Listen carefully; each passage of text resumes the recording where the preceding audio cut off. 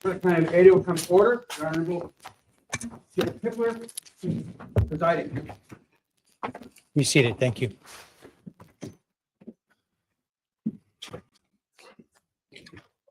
We need about 5 minutes. Need 5 minutes?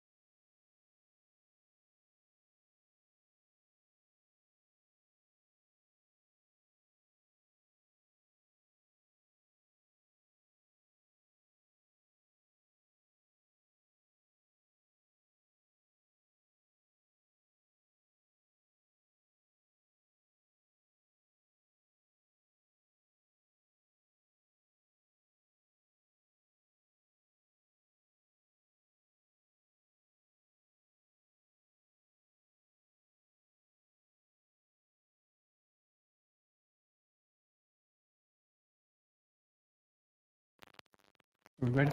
All right, thank you. All right, this is CR 0124316665, State of Idaho versus Bryan Kohberger. Defendant is present in custody with counsel, Ms. Taylor, Ms. Massoth, Ms. Barlow.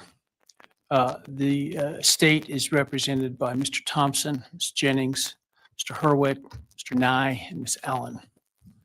This is the time set for sentencing in this case. The defendant previously entered a plea of guilty to 4 counts of first-degree murder and 1 count of felony burglary. In exchange, the parties stipulated to recommend a sentence consisting of, on burglary, 10 years fixed, on each of the 4 counts of first-degree murder, life fixed. The parties waived pre-sentence investigation. To my understanding, neither party submitted a sentencing memorandum or other materials for the court. Court is familiar with the file and the evidence submitted previously by the parties as it has reviewed them throughout the case and in anticipation of trial. Is there any legal cause why sentence should not be imposed at this time? No, Your Honor.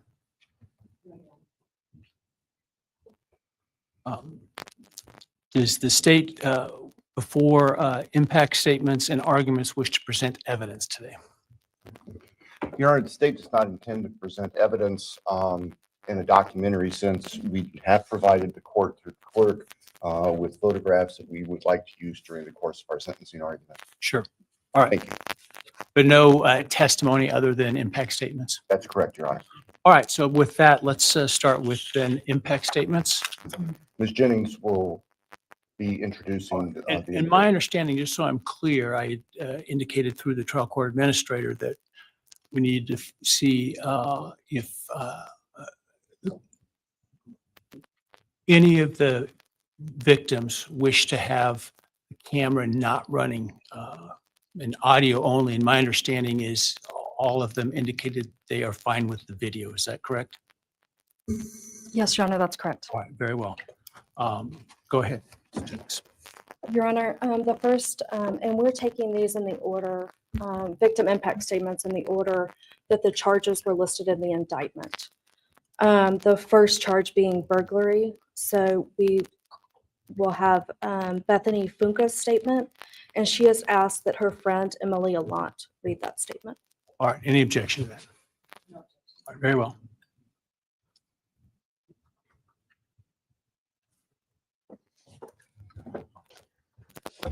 Thank you, Your Honor. I'll be speaking on behalf of Bethany, and so, yeah, here it reads.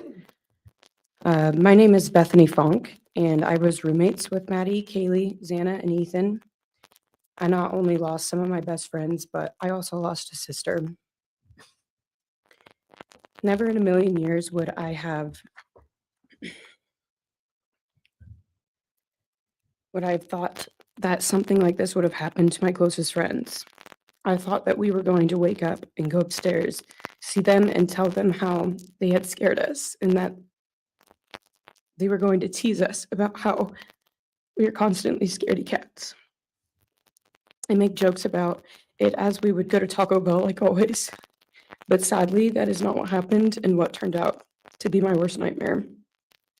When I first woke up that morning, I had no idea what happened. I woke up around 7 with a terrible toothache. So I called my dad, who is a dentist, and he asked what I should do. He told me to take Advil, so I did, and I went back to sleep. I was still out of it and still didn't know what happened. If I had known, I of course would have called 911 right away. I still carry so much regret and guilt for not knowing what had happened and not calling right away, even though I understand it wouldn't have changed anything, not even if the paramedics had been right outside the door.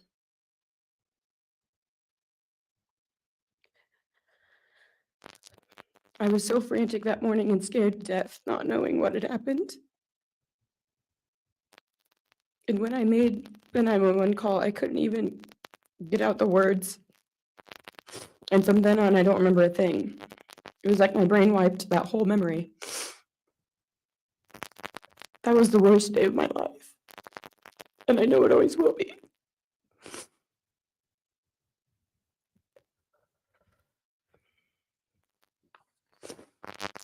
While I was still in shock, trying to process the fact that my friends were truly gone, I had been attacked by the public. I was grieving, numb, and unsure of what had happened was even real. And at the same time, I was getting flooded with death threats and hateful messages from people who did not know me at all or know the dynamic of our friendship. Social media made it so much worse, and strangers made up stories to entertain themselves. The media harassed not just me, but also my family. People showed up at our house. They called my phone, my parents' phones, other family members' phones, and we were chased while I was still trying to survive emotionally and grieve the loss of my friends. I hated and still hate that they are gone, but for some reason, I am still here and I got to live.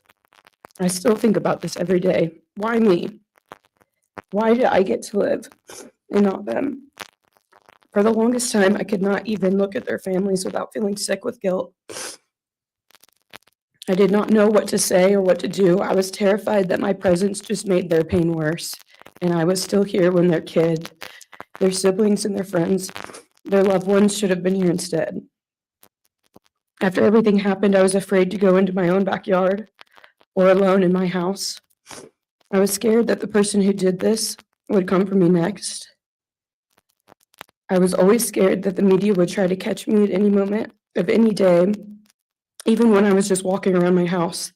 I made my parents close all the blinds during the day so no one could see me even in the slightest chance. I barely left the house, and when I did, I made sure I was never alone. I slept in my parents' room for almost a year. I made them double lock every door, set an alarm, and still check everywhere in the room just in case someone was hiding. And I still check my room every night before, and I double lock it. I have not slept through a single night since this happened. I constantly wake up in panics, terrified. Someone is breaking in, or someone is here to hurt me, or I'm about to lose someone else that I love. The fear never really leaves. For a long time, I could barely get out of bed, but one day I realized I have to live for them. They did not get the chance to keep living, but I do, and I will not take that for granted. So now every day I remind myself to live for them, and everything I do it with them in mind. I am still scared to go out in public, but I force myself to do things because I know that they would want me to keep living my life to the fullest. I am beyond blessed to still be here, and I refuse to take that for granted when they did not get a chance. Our house was not just a house, it was a home. It was where we laughed till we couldn't breathe, make meals, did crafts, binge watch reality shows, played games, and spent lazy days on the couch. It was movie nights, wine nights, morning debriefs, pranks, hot chocolate, cookies, and warmth. I would cherish those memories forever, and I will not let what happened erase how special our home was or how much those memories meant to me. Now, I would like to share some bits and pieces of who they were as people and some of the memories that we shared. One of my favorite memories was Halloween, and we all went to Sigma Chi. But instead of partying, we just sat in an apartment, talking and laughing all night long. I do not think I've ever laughed that hard in my life. We did not care about the party, we were just happy to be with each other. Xana was 1 in a million. She was the life of the party.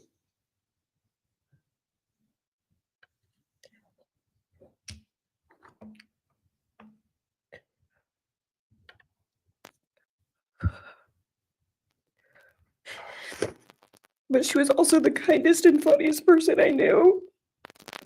Everyone loved her because she made everyone feel so loved. She was just someone you always wanted to be around, no matter the circumstance. One of my favorite days with Xana was when she laid on the couch, when we laid on the couch together all day watching movies and snacking. Or when she, Maddie, and I would go and get margaritas, chips, and salsa. She would also light up a room with her presence alone. Kaylee had the most beautiful, radiant smile. And she was so kind, but also one of the funniest people I've ever known.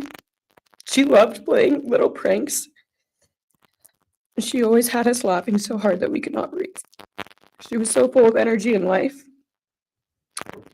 I really believe that she could have ruled the world if she wanted to, and she would have been America's sweetheart. Ethan was the sweetest, most genuine guy. He was always smiling and always making other people smile too. Ethan was the kind of person you wanted around. He was so kind and easy to talk to, and just so fun. And the way he cared for Xana was truly something to admire. And really was proof that storybook love and true romances really do exist. It was not only obvious to me, but everyone that was around Ethan and Xana that they were absolute soulmates. Maddie was not only one of my best friends, but she was the older sister I would have always wanted. There was no one I looked up to or admired more than Maddie. She was truly a ray of sunshine, and everyone was drawn to her. She was so kind, loving, funny, fun, and passionate. She had the sweetest soul and wanted nothing but the best for everyone, and to love and show love to everyone. She took me under her wing and always made me feel so safe and included, and above all, loved and valued. She never failed to make me laugh or put a smile on my face. Still to this day, I am beyond grateful that she chose me to be her sorority little, and I thank God every day that I not only got to know her, but had her as one of my best friends. Honestly, I cannot pinpoint one favorite memory with Maddie because I have so many, and this would be a very long read if I did. But if some little memories with her that I cherish is when the two of us made a nice dinner and split some wine, or when we would binge watch Jersey Shore or Summer House. When we came up with a whole dance routine on Halloween and danced and sang all night, like no one was watching. All the late night walks home from going out, and just little shopping trips and so much more. I am beyond blessed that I had the chance to know each and every one of them. They changed my life in ways I would have never put into words.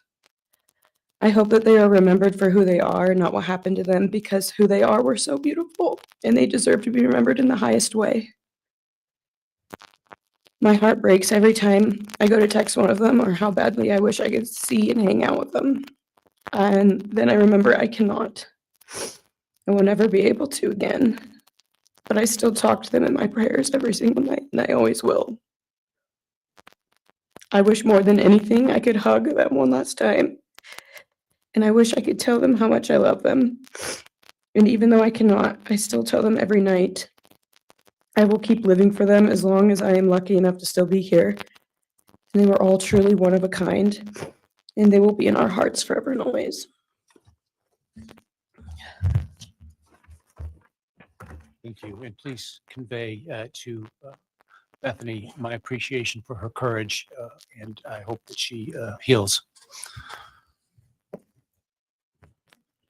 Next is Dylan Mortensen. We're asking for some accommodations for Ms. Mortensen and that she be allowed to sit in my seat. Sure.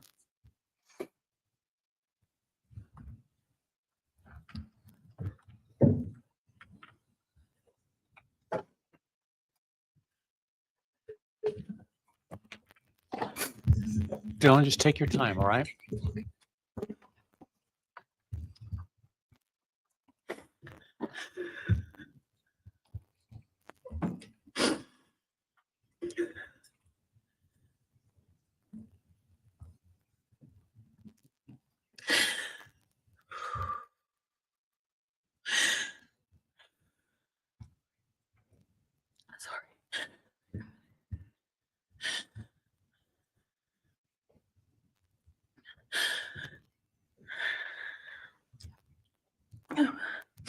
Thank you, Your Honor.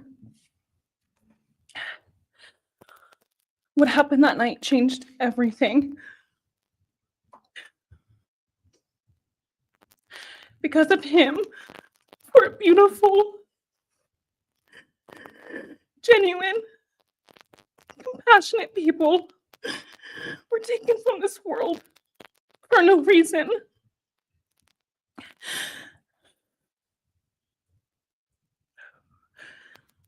He didn't just take their lives.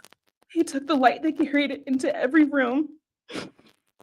He took away how they made everyone feel safe, loved, and full of joy. He took away the ability for me to tell them that I love them and that I'm so proud of them. He took away who they were becoming and the futures they were going to have. He took away birthdays, graduations, celebrations, and all the memories that we were supposed to make. All of it is gone.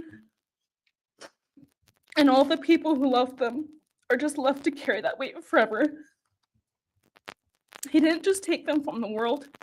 He took them from me, my friends, my people who felt like my home, the people I looked up to and adored more than anyone. He took away my ability to trust the world around me. What he did shattered me in places I didn't know could break. I was barely 19 when he did this. We had just celebrated my birthday at the end of September. I should have been figuring out who I was. I should have been having the college experience and starting to establish my future. Instead, I was forced to learn how to survive the unimaginable. I couldn't be alone. I had to sleep in my mom's bed because I was too terrified to close my eyes. Terrified that if I blinked, someone might be there.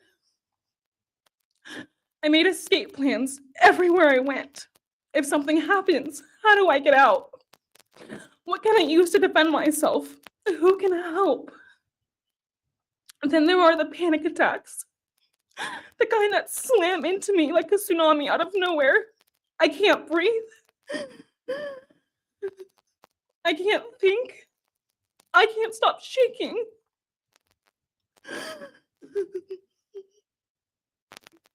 All I can do is scream because the emotional pain and the grief is too much to handle. My chest feels like it's caving in. Sometimes I drop to the floor with my heart racing, convinced something is very wrong. It's far beyond anxiety. It's my body reliving everything over and over again. My nervous system never got the message that it is over, and it won't let me forget what he did to them. People call me strong. They say I'm a survivor, but they don't see what my new reality looks like. They don't see the hypervigilance, the exhaustion, the way I scan every room I enter, the way I flinch at sudden sounds. They don't know how heavy it is to carry so much pain and still be expected to keep going, and that's because of him. He stole parts of me I may never get back. He took the version of me who didn't constantly ask, what if it happens again? What if next time I don't survive?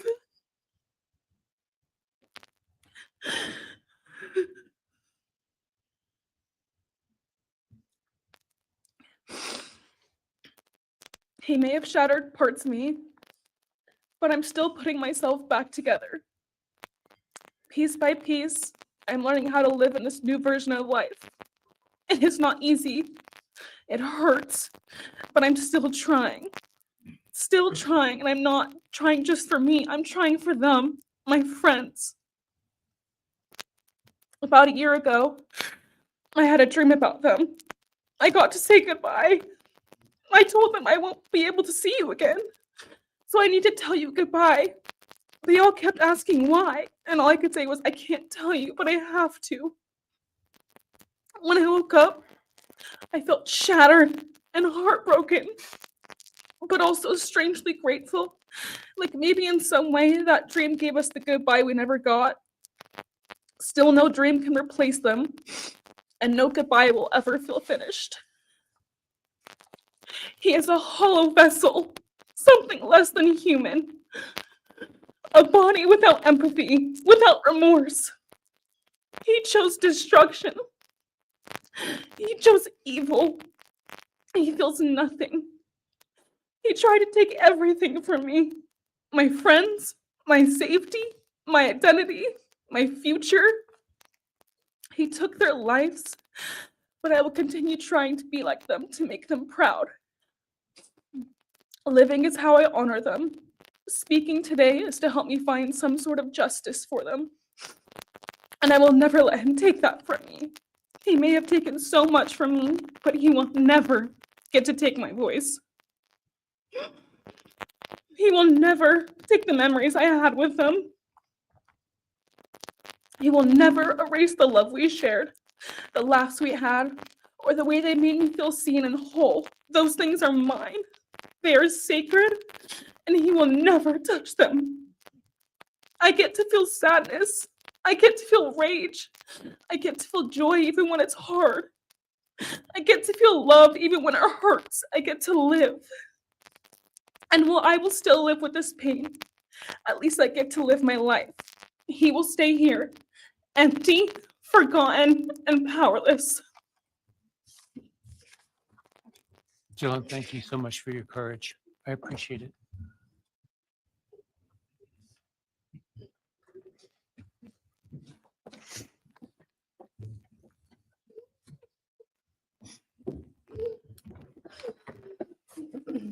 Next, we have members from the Madison Mogen family.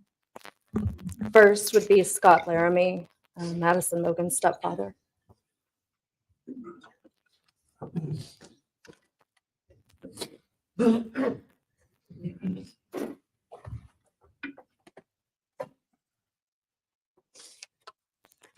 Standing by him is Karen Laramie, this is mother. Thank you, Your Honor. My name is Scott Laramie. I'm Maddie Mogen's stepfather and the husband of Maddie's mother, Karen Laramie. I will read this victim impact statement on behalf of Karen and myself.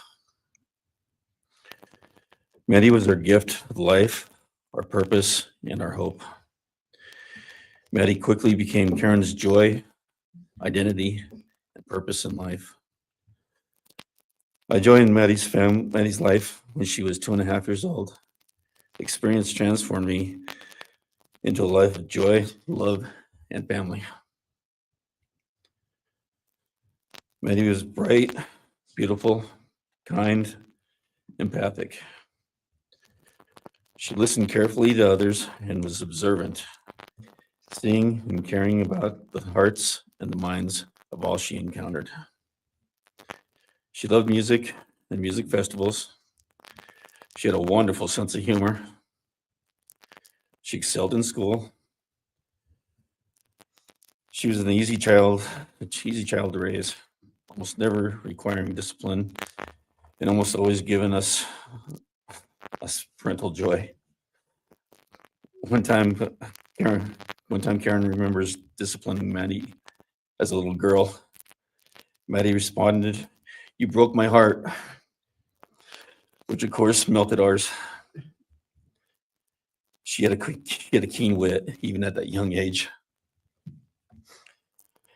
As she transitioned into teenage years, she prioritized us and extended family over many of the distractions that capture teenagers.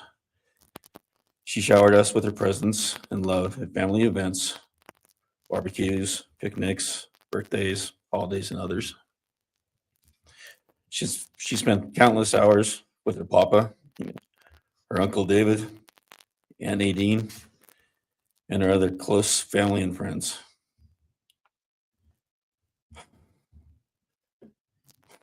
This world was a better place with her in it. As she reached adulthood, Maddie applied her studies to be a marketing professional, entering into an internship at Payne West, and started planning her professional future. As with all things, she involved Karen and myself in the joy of her journey. As she transitioned into womanhood, Karen and I continued to be astounded at this wonderful and accomplished person we had created. All parents dream of their children accomplishing more than them. We realized this dream, all we had not become, she was becoming. Karen and I are ordinary people, but we lived extraordinary lives because we had Maddie. Maddie was taken senselessly and brutally in a sudden act of evil. She was taken along with the young, promising, and bright lives of Kaylee, Xana, and Ethan. First, we felt disbelief. Next, we felt disorientation. Then we felt grief overcome us. Our grief is compounded even more for the Goncalves, Kernodle, and Chapin families. We speak of hope and healing, and we do have hope and some healing. But the vast emotional wound will never fully heal. Since Maddie's loss, there's emptiness in our hearts, home, and family, an endless void. After losing her mother in a car crash, Karen took years to grieve and recover. The feeling that her life with Maddie and A was perfect helped her to start to heal. Now, this is no longer perfect. After Maddie's loss, Karen felt like she was spinning out, emotionally collapsing into anxiety and depression. She sometimes asks, "How am I supposed to go on when I've lost my favorite person in the world?"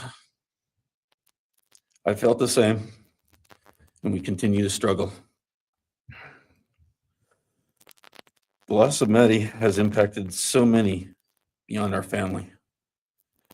Her second family is her sorority sisters who grieve alongside us. She has so many close friends who suffer from her loss. We will continue to be her loss will continue to be felt by the Vandal community, including Vandal Solutions on campus, where she volunteered her time for others.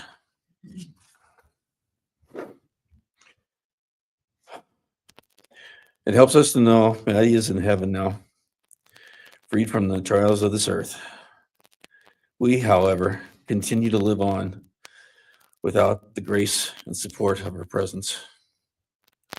We will grow old without our only child, our bright, beautiful friend and daughter.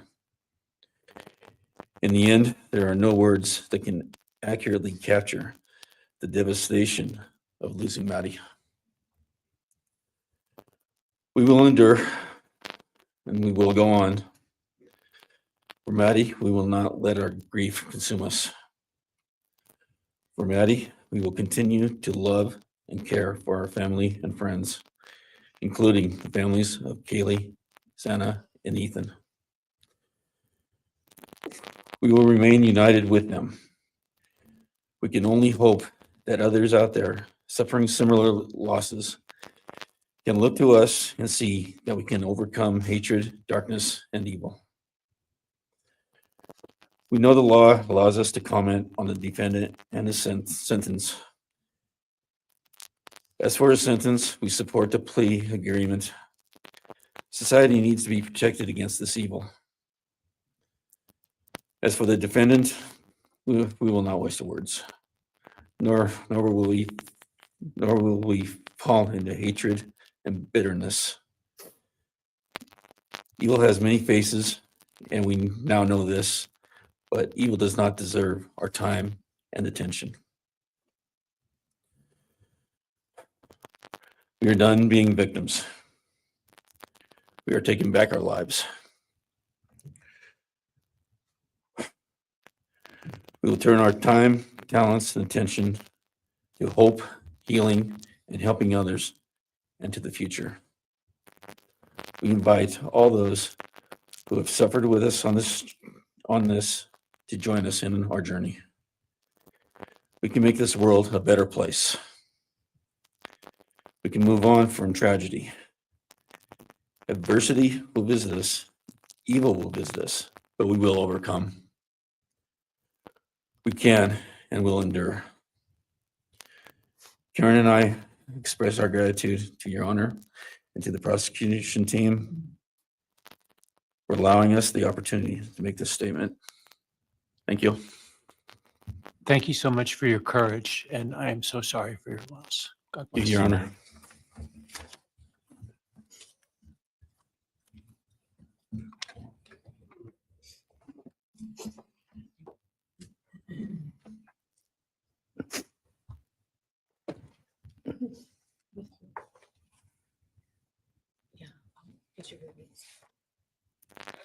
Your Honor, this is Leander James. He's the attorney for the Mogen family and victim advocate.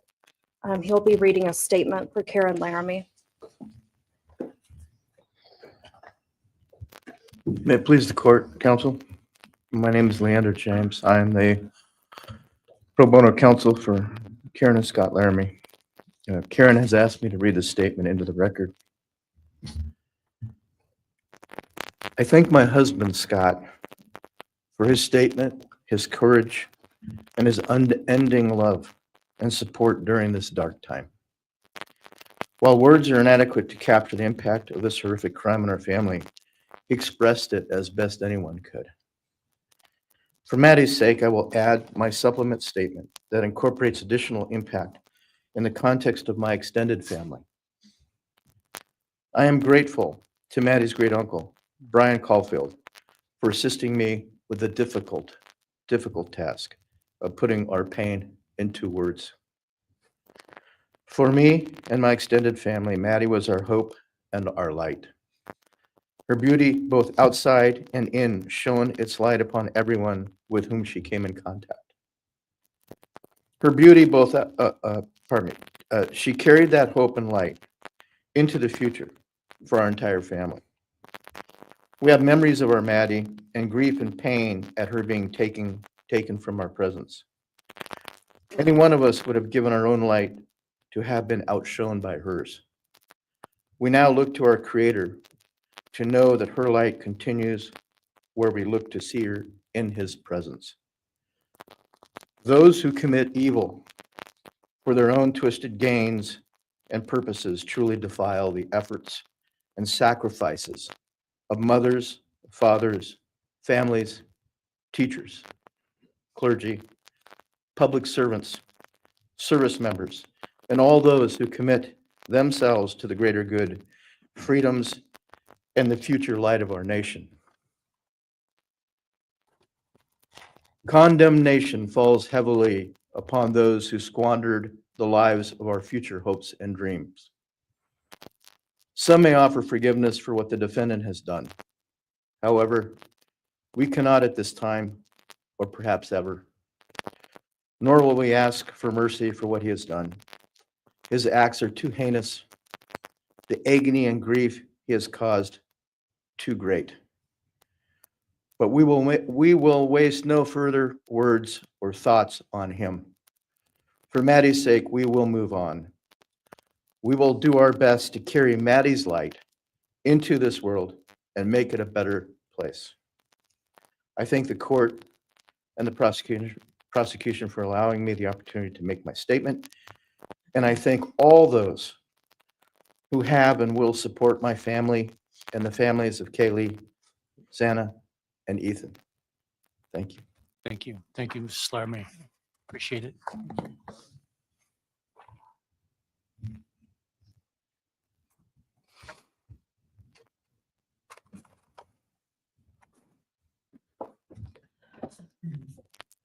Next is Ben Mogen, the father of Maddie Mogen.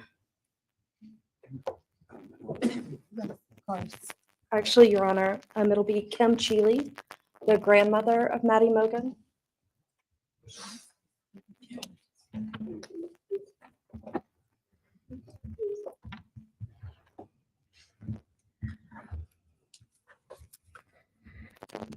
My name is Kim Cheeley.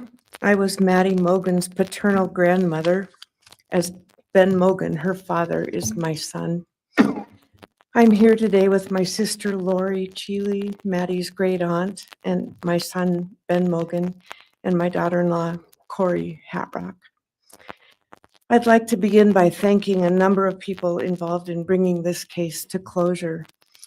In my daughter's words, the plea deal the prosecution team reached this month is one that punishes the perpetrator of this horrendous crime, protects the public from further harm, and allows all of us who knew and loved these kids the time to grieve without the anxiety of the long and gruesome trial, the years of appeals, and potential for mistrials along the way. My family and I are so grateful to Bill Thompson and his prosecution team for their dedication and painstaking work that forced the perpetrator to admit his guilt. We want to thank the Idaho State Police, the Moscow Police Department, the FBI, and Judge Hippler. We'd also like to thank the University of Idaho officials who have treated the families of the victims with such dignity and kindness, and who have honored the 4 victims beautifully. Maddie was my first grandchild, so when she was born, all her grandparents had the distinct pleasure of deciding what we'd like to be called. I chose Nana, pretty original. But when Maddie was about 1.5 years old, her papa, Ben's dad, and I were planning to visit the new little family in Oregon. Maddie didn't have an extensive vocabulary at the time, but for some unknown reason, she called bananas ba-deedle-deedles. When Karen and Ben told her Nana was coming to visit, she figured, I say deedle-deedle for that word. So I became deedle-deedle, shortened to Deedle when she was about 6 or 7, and I was Deedle all her life.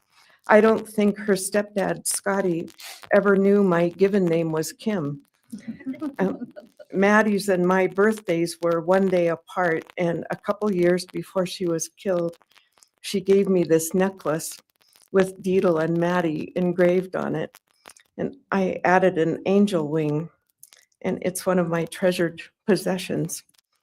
I also got an angel wing tattoo, never thought I'd see the day, but along with many members of our family, replicating the one that Maddie and her sorority sisters had.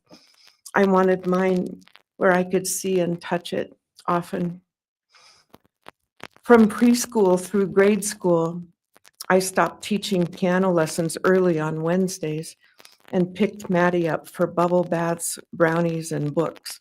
It was our special time together, and she went home those nights in her jammies with a pan of warm brownies for her family. Although Karen and Scotty raised Maddie and did such a lovely job of parenting, we Mogens were lucky to have her for holidays and many other family gatherings. We'll always have our treasured memories of Maddie growing up in our big extended cooperative family. And I thank Karen and Scotty Laramie for being so generous and open and sharing Maddie with her Mogen side of the family. When the 4 kids were murdered, the foundation fell out of our world. Initially, the fear was truly debilitating. The first 6 weeks were excruciating. Despite the vigils, memorials, candlelight gatherings of students, friends, family, community members.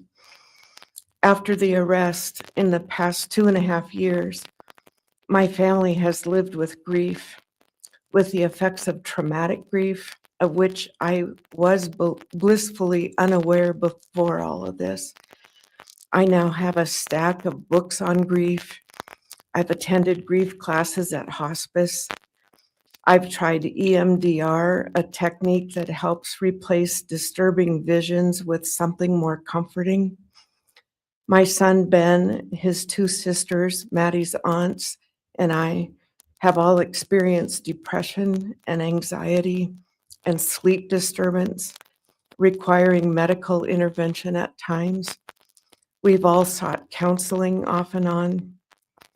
The struggle with media attention was extremely difficult, especially for Ben. No one should live through the violent murder of one's child. Some days it's beyond me how the parents of these kids are still upright. I'm thankful for the strong families and communities that are supporting the survivors. At the time, I could think of only 2 blessings surrounding the horrific murders. One was that Ben was living with my partner Tom and me at the time, and that we could support each other emotionally through it all. Sadly, Tom died a year ago of a rare brain cancer, and he won't be here to see justice served. He was our family's rock, and we all miss him every day. A second blessing is that my mother died of COVID several months before the kids were killed, and she didn't have to live through the horror. It was difficult to identify blessings. So we've all lost our dear child and a future with her. I ache for the loss of the dreams that she and her true love, Jake, held. And my heart goes out to Karen and Scotty and your side of Maddie's family. You've had more than your share of loss. My heart aches for the kids' roommates and the families of the other victims, and also the family of the perpetrator.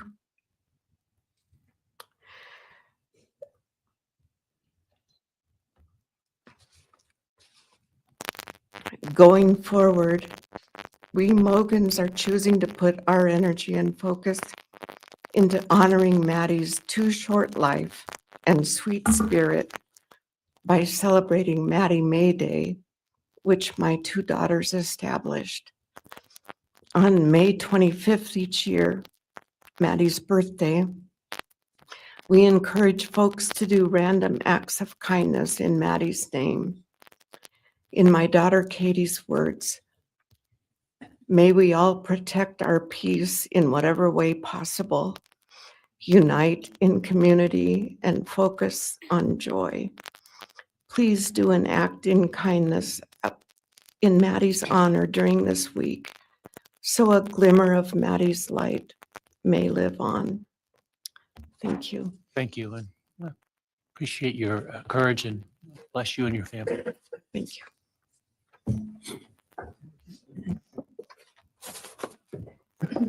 Now it's Ben Mogen, Maddie Mogen's father.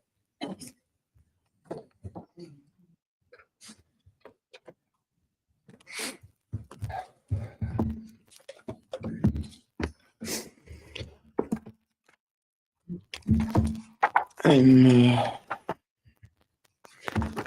Benjamin Mogen. I'm Maddie's dad. And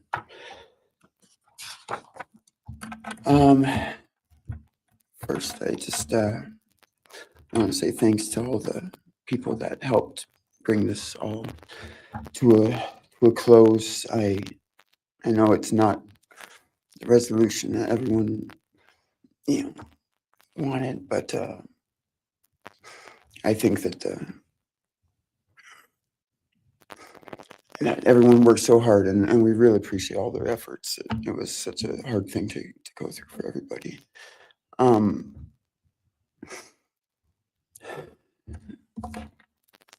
Maddie was my only child that I ever had. She's the only great thing I ever really did, and the only thing I was really ever proud of. And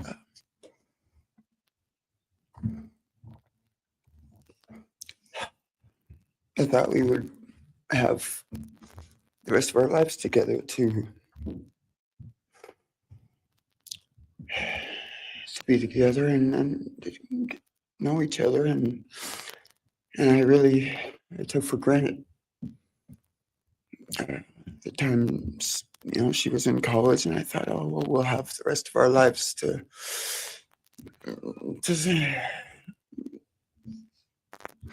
do all the stuff that we're supposed to do, and she was just about done.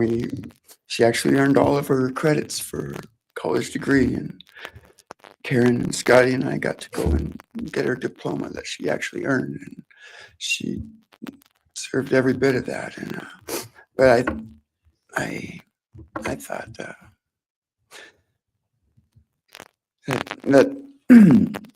that was going to be just the beginning of a long life together, and we never got that.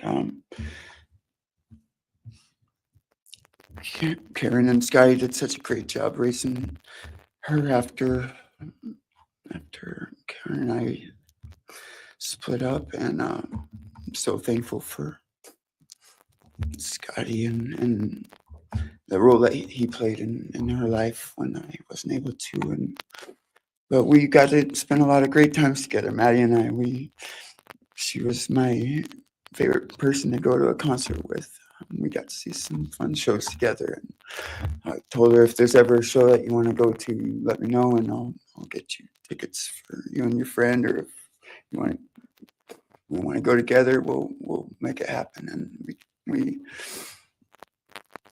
my favorite memory with her was when the Mac Miller show sold out here in Spokane, and everyone wanted tickets, no one could get them, and they, on the last day before the show, they did a radio thing, and I got 4 meet and greet tickets for Maddie and her friends and me to go and see the show, and that was her favorite artist at the time, was Mac Miller, and he's gone now too. And my little cousin Zach drove us all there that night, and he's gone too, tragically. And anyway, the last thing that she ever wrote to me was this Father's Day card, and I'm so glad I still have it. I'm just going to read what she said. It says, "Happy Father's Day. I hope you have the best day. I can't wait till we can hang out again soon.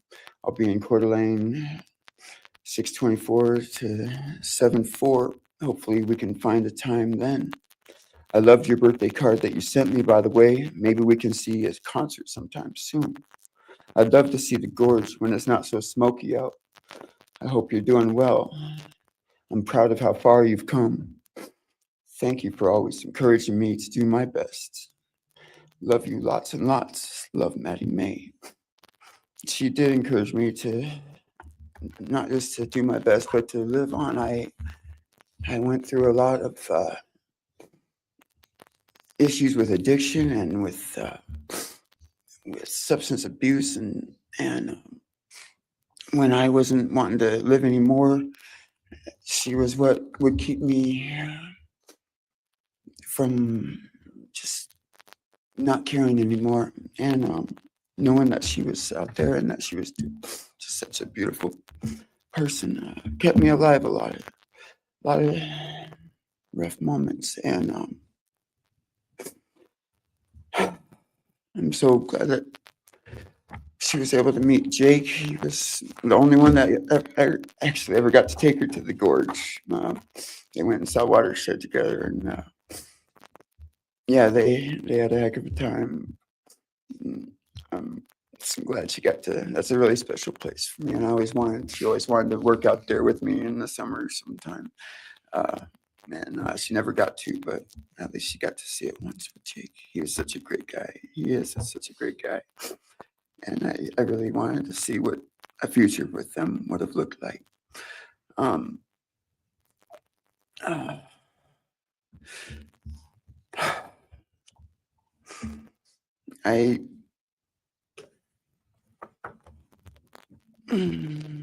never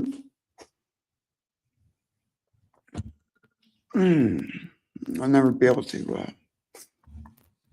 replace her. I wrote a bunch of stuff. I just don't know what to say right now. I just miss her so much, and I just love her more than anything. And it shouldn't have happened. And a death sentence is one thing. When it's going to happen, and it's going to be all gentle and stuff. But life without parole, with a building full of people that all just want you to not be around anymore, winking at every morning, not knowing if that's the day they're going to pull your card. I mean, it's not a very nice sentence either. So, I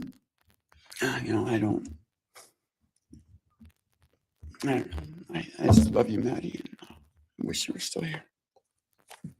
Thank you so much.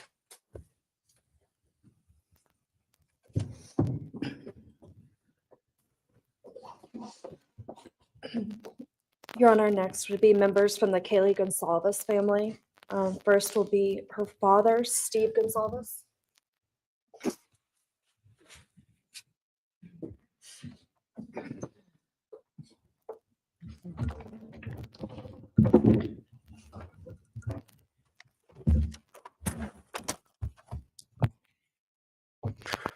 Today, we are here to finish what you started.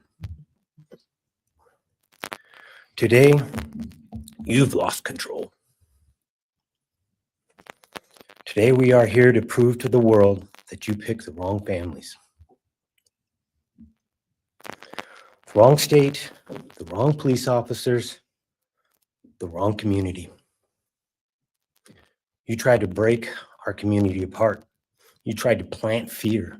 You tried to divide us. You failed. Instead, your actions have united everyone in their disgust for you.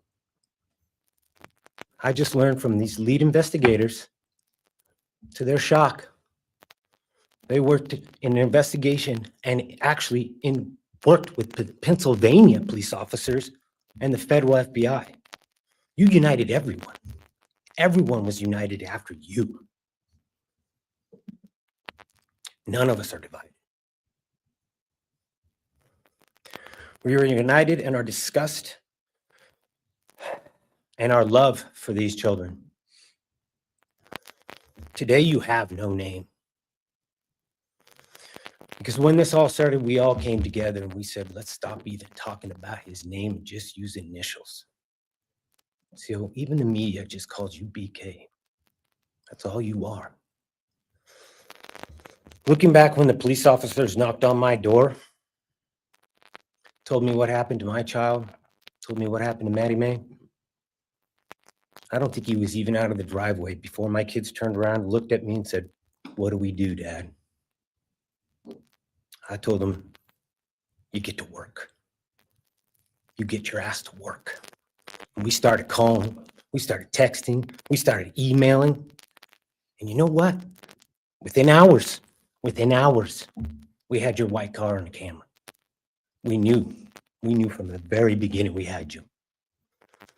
Police officers tell us within minutes they had your DNA, like a calling card. You were that careless, that foolish, that stupid. Master degree, you're a joke, complete joke. But we took this disaster and we did what we could. We put everything online. We took our kids, we took our images, we took everything that they did, their videos, their photos, the girls' pranks, Ethan singing. We put it out there, we shared it with the world. And the world united. And all they ended up, when they talked about this case, is they talked about Kaylee Jade, Maddie Mae, Xana, and Ethan. Everything what these people meant to us, a father, a mother, a brother, a sister, we shared that with our community. Then we shared it with our state. We shared it with the country. And eventually we shared it with the world. The world's watching because of the kids, not because of you. Nobody cares about you. You're not worth the time, the effort to be remembered. In time, you will be nothing but two initials forgotten to the wind. No visitors, nothing more than initials on an otherwise unmarked tombstone. From this moment, we've all started.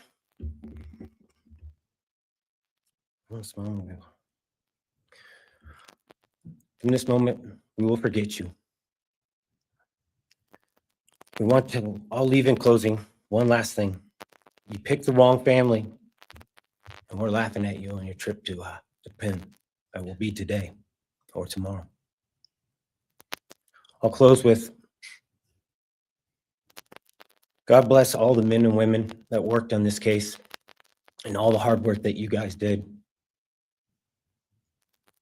You guys allowed us to grieve and allowed us to get through this. The amount of work that you guys put together and the way that you guys put it together was beautiful. There was hard times to be expected, but thank you all. God bless. Thank you.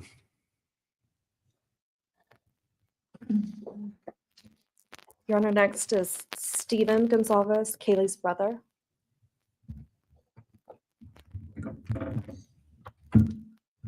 Steven's actually gonna pass. I'm gonna go. Okay. Olivia Gonzalez, Kaylee's sister. Hello, I'd like to start by thanking the court for allowing me the time and opportunity to speak today. My name is Olivia, and I'm the big sister of Kaylee Goncalves, and I was blessed to love Madison Mogen as a sister too. I'm not here today to speak in grief. I'm here to speak in truth. Because the truth is, my sister Kaylee and her best friend Maddie were not yours to take. They were not yours to study, to stalk, or to silence.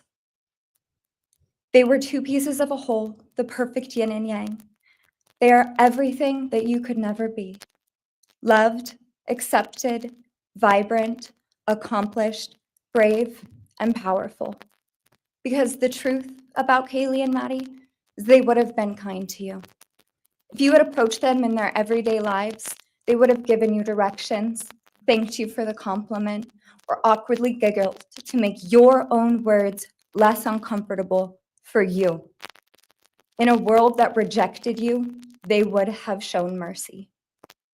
Because the truth is, I'm angry. Every day I'm angry. I'm left shouting at the inside of my own head everything I wish I could say to you. The truth about me is when I heard the news, I didn't cry. I listened for them. I promised them I would, that I would fight for them, that I would show up no matter what it cost me. I swore I'd never let them feel alone. Because you see, I've always been their heavyweight. I've always been the one to fight the battles they didn't feel ready to fight themselves. All it ever took was a call, and they knew I would handle it for them, no matter the time, no matter the cost. They could wave their white flag because they knew I would never back down, not for them, and not even death could change that. Somewhere along the line, I started to think about what I would say to them if I was given just one last chance. If I could gather enough heartbreak or love or sacrifice or whatever it took to get just one message across, what would I say? Throughout this entire process, I've written my feelings down at every moment, my wishes, my love, my denial, my anger.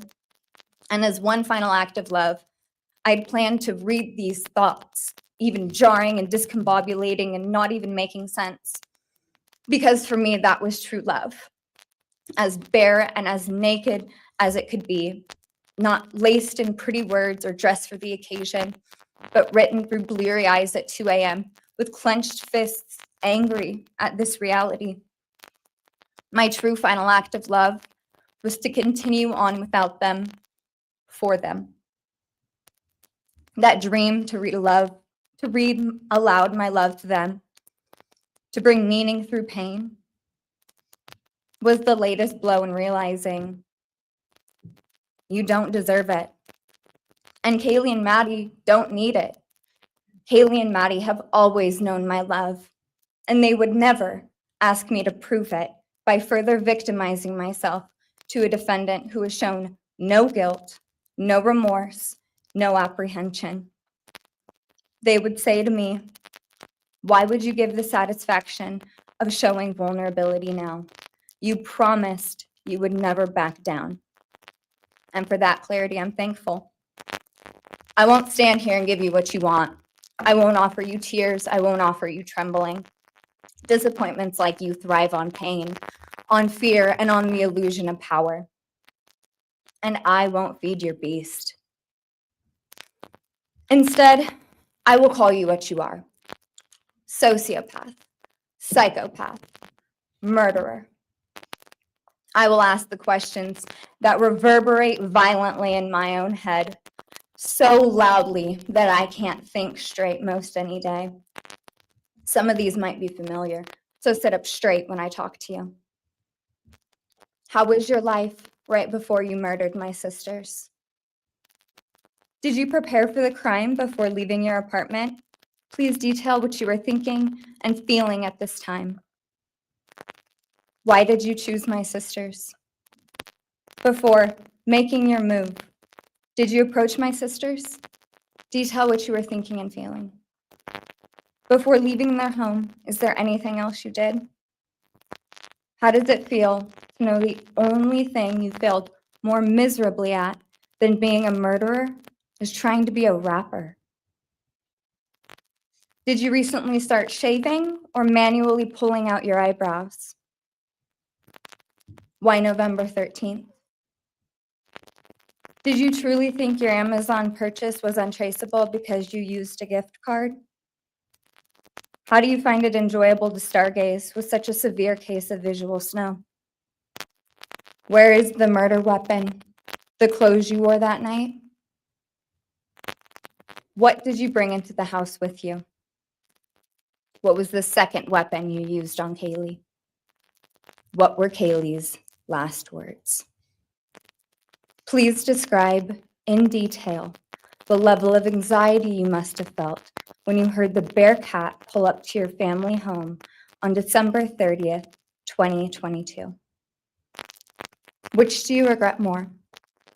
Returning to the crime scene 5 hours later, or never, ever going back to Moscow, not even once, after stalking them there for months? If you were really smart, do you think you'd be here right now? What's it like needing this much attention just to feel real? You're terrified of being ordinary, aren't you? Do you feel anything at all? Or are you exactly what you always feared? Nothing. If you're so powerful, then why are you still hiding, defendant? You see, I'm here today as me. But who are you? Let's try to take off your mask and see. You didn't create devastation. You revealed it in yourself.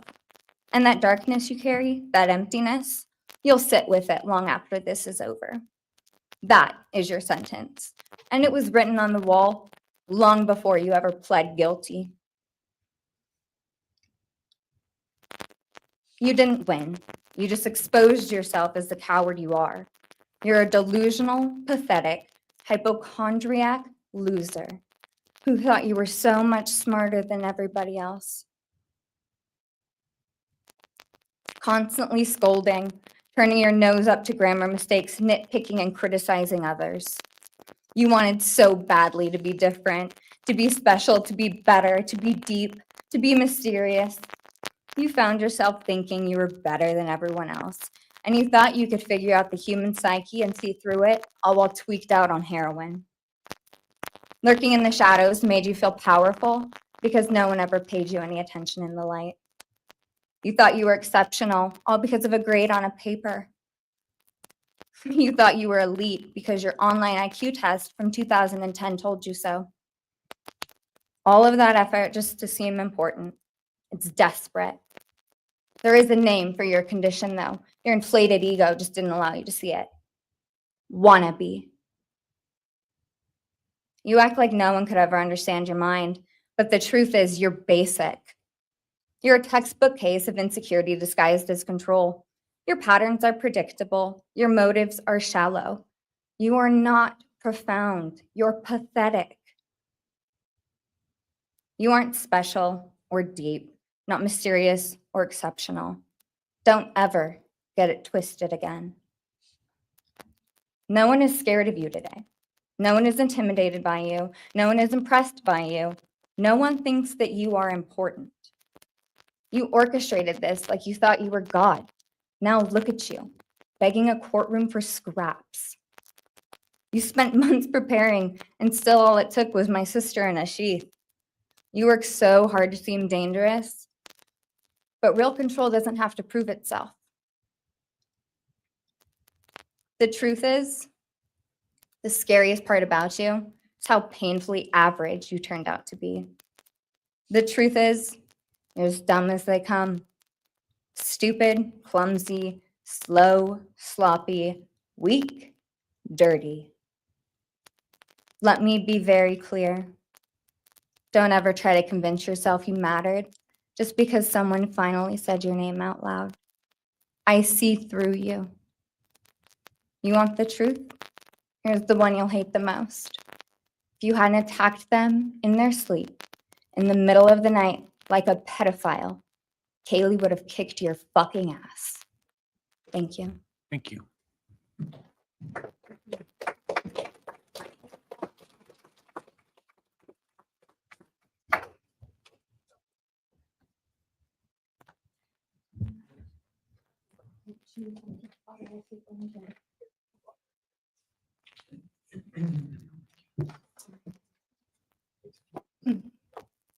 Next is Christy Gonzalez, Kaylee Gonzalez's mother.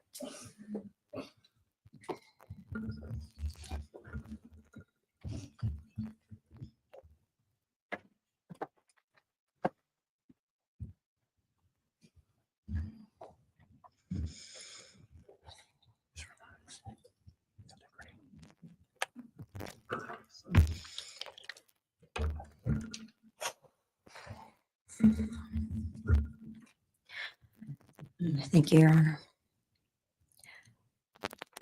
I never imagined having to speak to someone so devoid of humanity. For a long time, I didn't think I'd find the words low enough to meet you where you are. But now I realize this isn't about you. It's about what you've done to me, and I need you to hear it. When you murdered my daughter, Kaylee J. Gonzalez, You didn't just take her life, you shattered others. You attacked what you could never be, and in doing so, you left a trail of devastation far beyond that house. You stole my peace. You've altered my every waking moment, every sleepless night, the way I view the world, people, safety, trust. It's all been changed by your cruelty. I no longer recognize parts of myself. Joy is harder to find. Laughter feels foreign.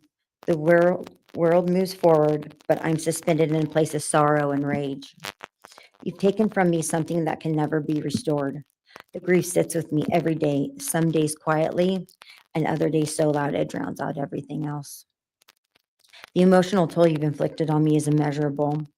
I live with a constant ache, with birthdays that are now memorials, with holidays that feel hollow, with empty chairs that scream louder than words ever could. I am forever changed. But for you, as a person working on a PhD in criminal justice, you really didn't think this one through. You're not that good. In fact, you're not that good at anything. You couldn't secure a job. You couldn't get along with others. You couldn't even get a female to look in your direction. All because you are pathetic. Now you're a joke in this courtroom. I wish I could crown you with a jester hat to complete your orange jumpsuit clown look. A dead killer doesn't kill again. So while I'm disappointed the firing squad won't get to take their shots at you, I'm confident that the men in prison will have their way with you in more ways than one. You will finally get what you wanted, physical touch. Just probably not how you were expecting it. See, you haven't beat the system. You've simply entered a new one, where the rules are cruel and the consequences will never end.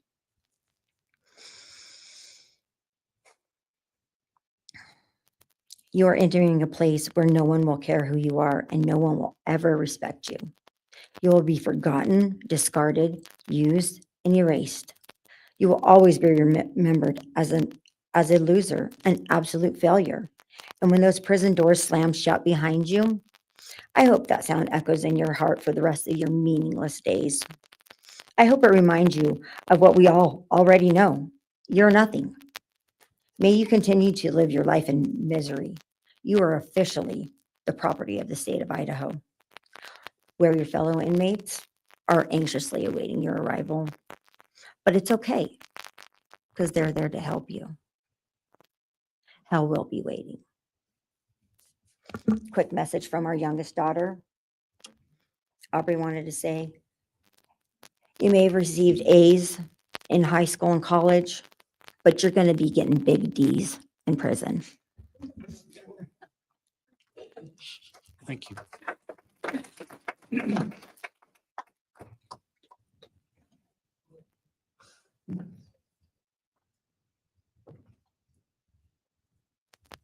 Do we have more from the Gonzalez family, or are you? Yes, next would be Shannon Gray, the Gonzalez family attorney. He'll be reading statements from Kaylee Gonzalez's grandmothers.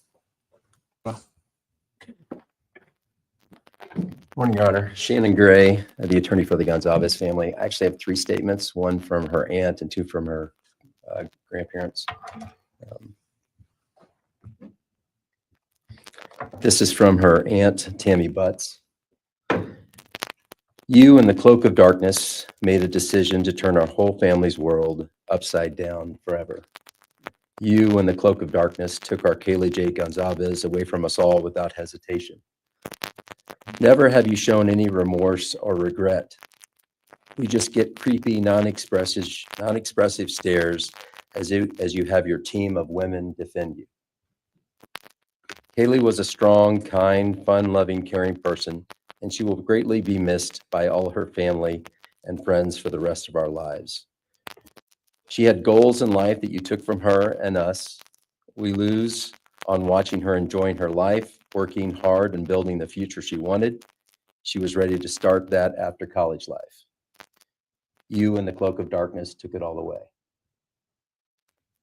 You left us without her future wedding, her future children that she would have added to our family. No more talking to her on the phone, going for a coffee, celebrating holidays. It's all gone. You, in the cloak of darkness, gave each and every one of Kaylee's family members their own lifetime sentence.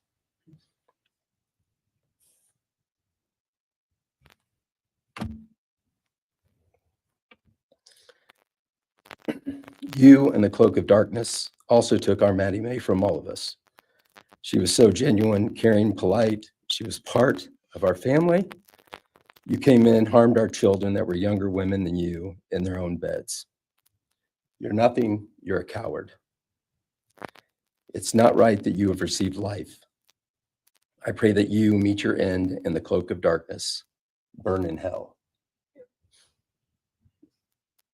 I have two other statements, Your Honor.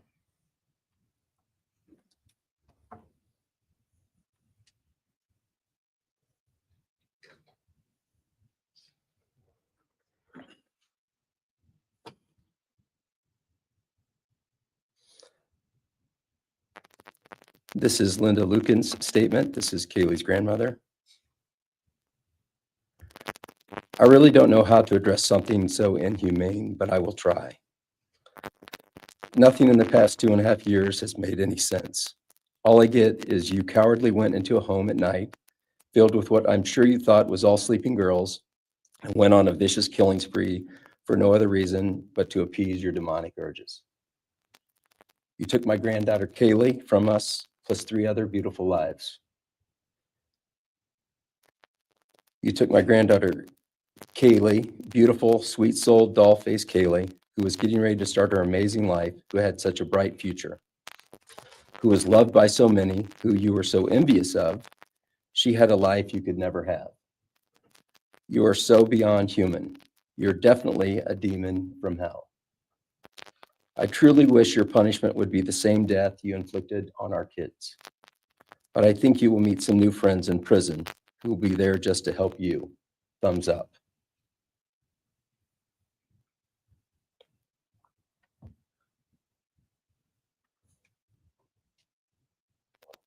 And I have one last statement, Your Honor.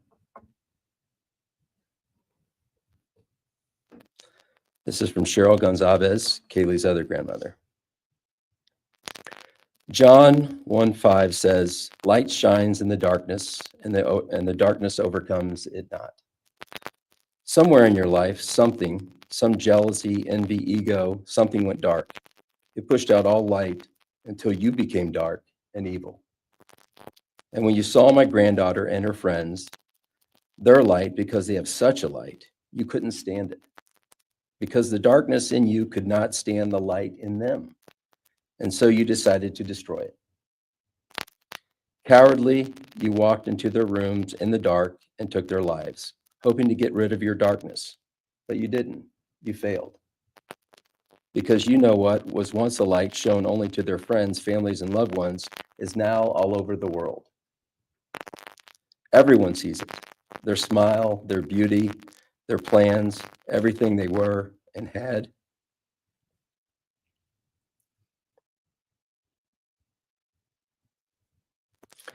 And you think you put a close to it, even that, but you didn't. Because they still exist. They are still light. They are still beautiful. You can never take that away. They will always be in the light of all eternity. And you will be in the darkness because you could not overcome it. You failed. I want you to be gone, more than gone. I want you to be cast out. Cast out from my life, from my family, from this earth. I will not allow your hatred to penetrate into my own soul. You did not get that power. You are evil, and in the end, evil is eradicated. You didn't take Kaylee's light, you spread it into the world. Thank you, Your Honor. Thank you.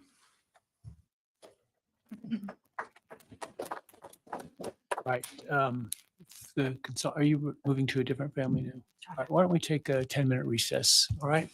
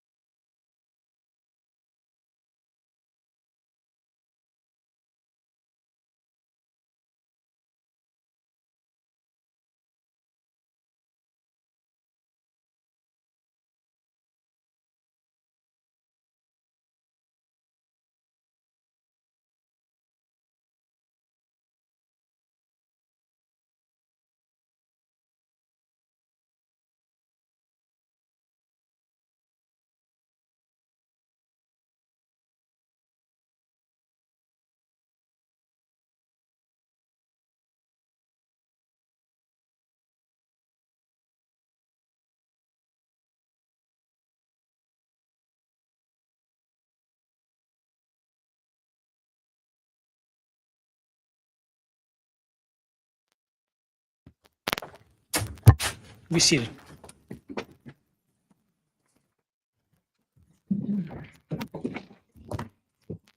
All right, Ms. Jennings. Thank you, Your Honor. The next family is the family of Xana Kernodle. And first would be Jasmine Kernodle, Xana's sister.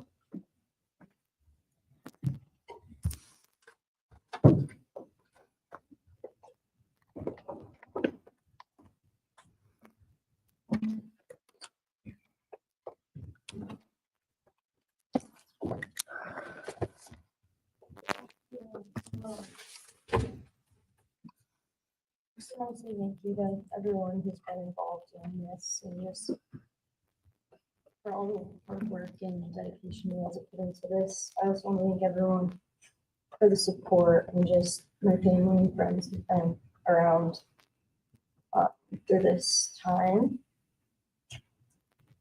I went back and forth on whether to speak today because the truth is you don't deserve power over my feelings, my words, or me.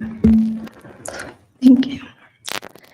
In the end, I realized this moment isn't about you. It's about justice for Xana, Ethan, Kaylee, and Maddie. It's about honoring the beautiful people they were and still are in God's eyes.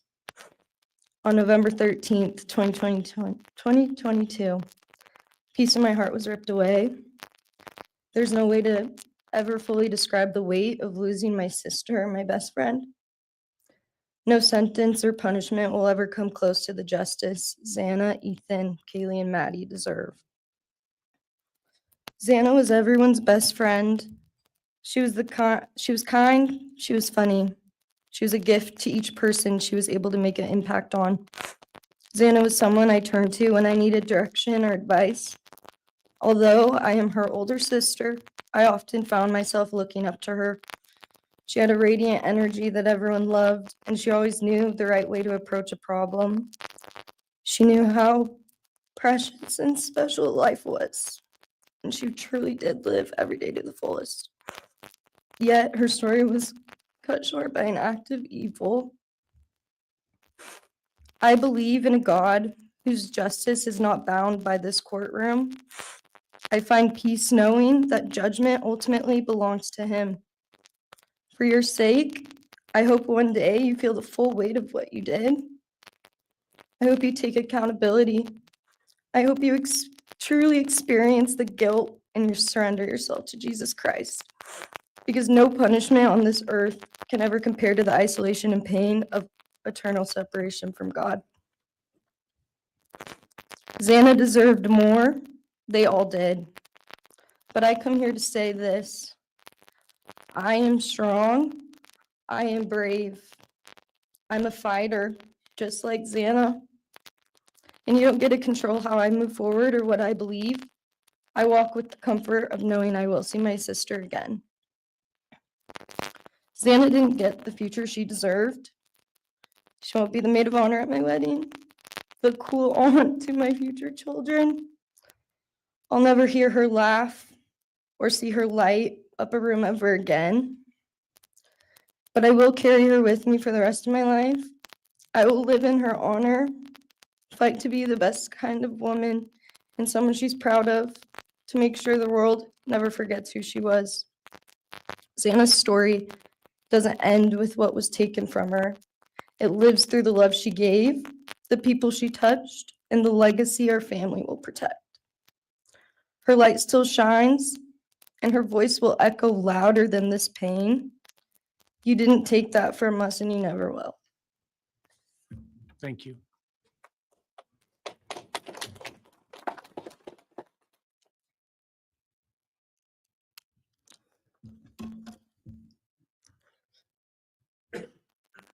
I just want to say before I start, I'm Xana's dad, Jeff Kernodle. It's been a hard road down, because she's gone. And I want to thank everybody, other their families that's speaking so far, spoke about things. I agree with everything they have to say. It all comes back to a lot of the same things that I've had to deal with and we as a family have had to deal with. And that brings me basis of what I'm talking about a little bit is on my way up here, flying up here in the plane, and about halfway through the flight, this little girl is calling out for her dad. Hey, dad, dad, dad. And then in my mind, I was kind of half asleep. It's dark on the plane. I heard Xana calling out for me like she did, back when she was little, 5 years old. And those times were hard. It was chaotic, but we always had something to work toward that was in a positive direction, compared to right now, which is necessarily not as positive as that for sure. And I know I miss Xana a lot. My life's been changed, and Xana had a great impact on me. And the impact was when she was gone, I realized how important she was and what she really did for me, influenced me, was way beyond what I ever thought. She'd call me up on the weekends, check on me, see who's with me. She's like accountability to your youngest daughter. And that really made a big difference. It made me really think about things and what it's all about, That's the things that I miss the most is those calls on the weekends, the calls at 11 at night. What's going on? You want to meet my friend? Whoever she was, a couple of her friends, I can meet them, talk to them.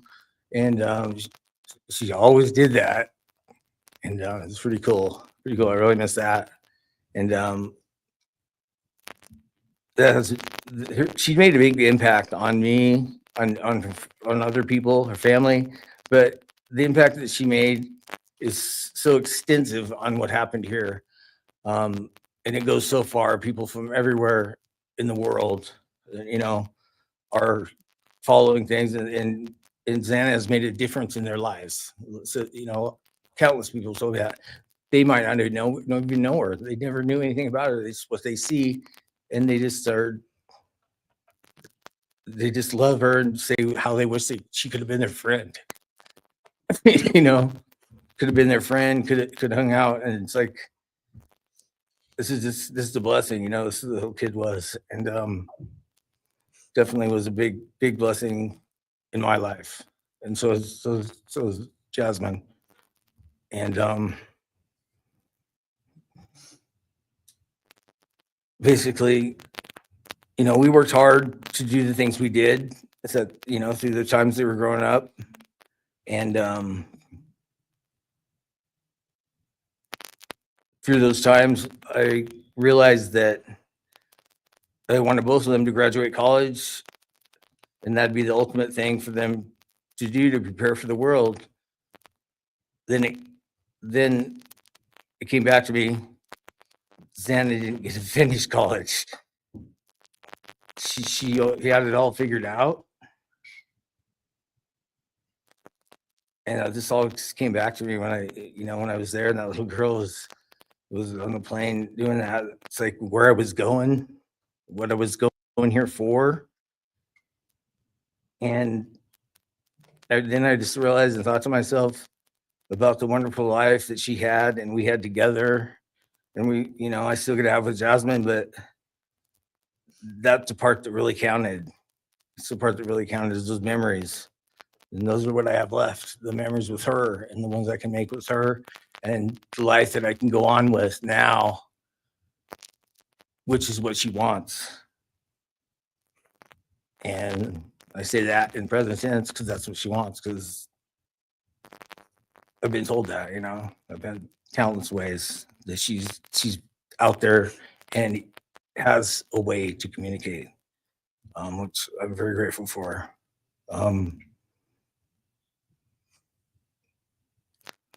That goes to say that the impact of what happened to them, all 4 kids, goes so much further than just not me, the parents, the families, the community. It goes so far because a lot of kids, in the colleges, just for an example, they locked their doors down. The door wasn't locked in the back. you know, Penn State or wherever it was, all the colleges, I know that I've heard they all lock their doors now. So maybe the impact that it's going to make is going to help out and maybe protect some people. Having this outreach and having the influence of what these kids, what happened to these kids did, you know. All I know is I was 7 miles away when it happened, and she wasn't feeling that good. It was 11:30, and I almost went over to Susanna's to say, and I would have been sitting right there in that couch, and you had to deal with me. So they would have had a chance, and I regret that. And I regret not going. But the reason why I didn't is because Susanna said, "Don't be drinking and driving. Got the rental car. Don't be drinking and driving." You know, the week before that.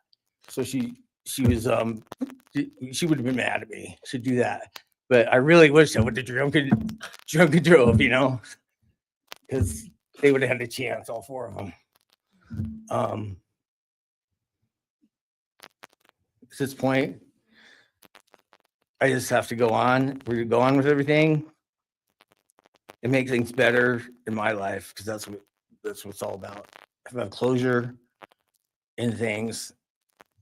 And the part that we miss is Xana, her influence, her smile, the things that she did. And we have the memories left, the great memories. And she just wants us to make more memories and not be sad or upset or shocked or taken for that, you know. And that's what we're going to do. We just have to. That's all I got. Thank you for your words and your courage, and bless your family.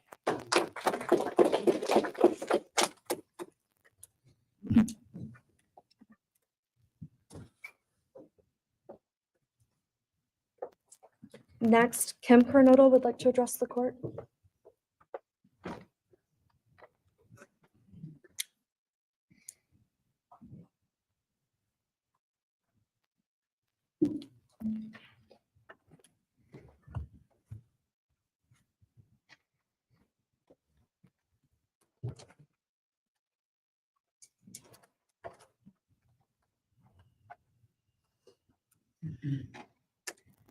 Thank you, Your Honor. My name is Kim Kernodle. I am Xana's aunt. I was very blessed to have her in my life, in our family. And I thought I had everything in my head, what I wanted to say, but it kind of went out. And I'm always looking for the positive thing, because evil, hate can destroy people. And that's what it started doing with our family. It created anger with our family members. And then I had to look, because Xana was everything that the media, her friends said. She was that fun, loving, high-spirited, beautiful person. And I no longer get to get my nails done with her, have lunch with her.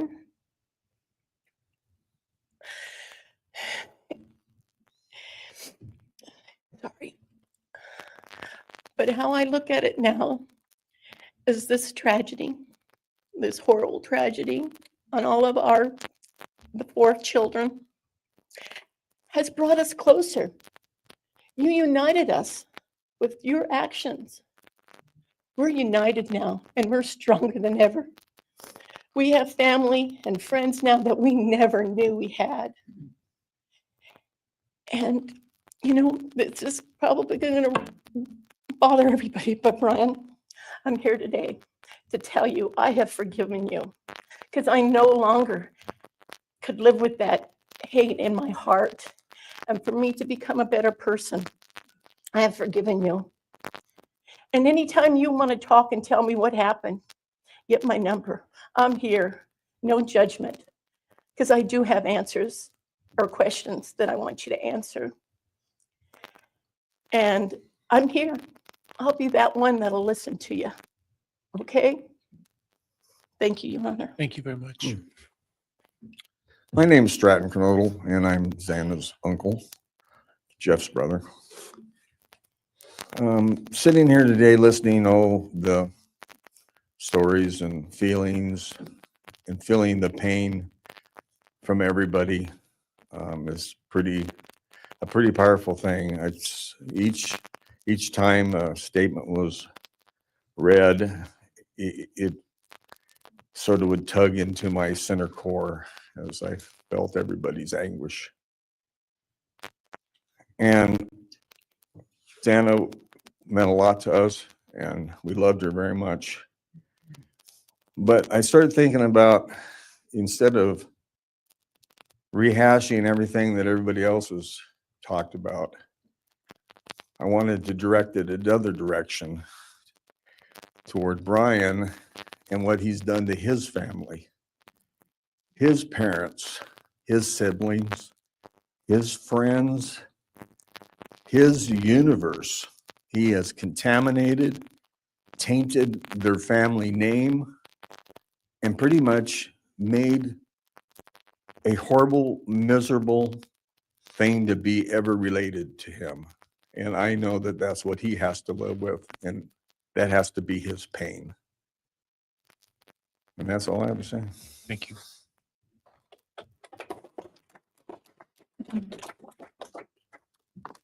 Next, Your Honor, I believe Randy Davis, stepfather to Xana Kernodle, would like to address the court.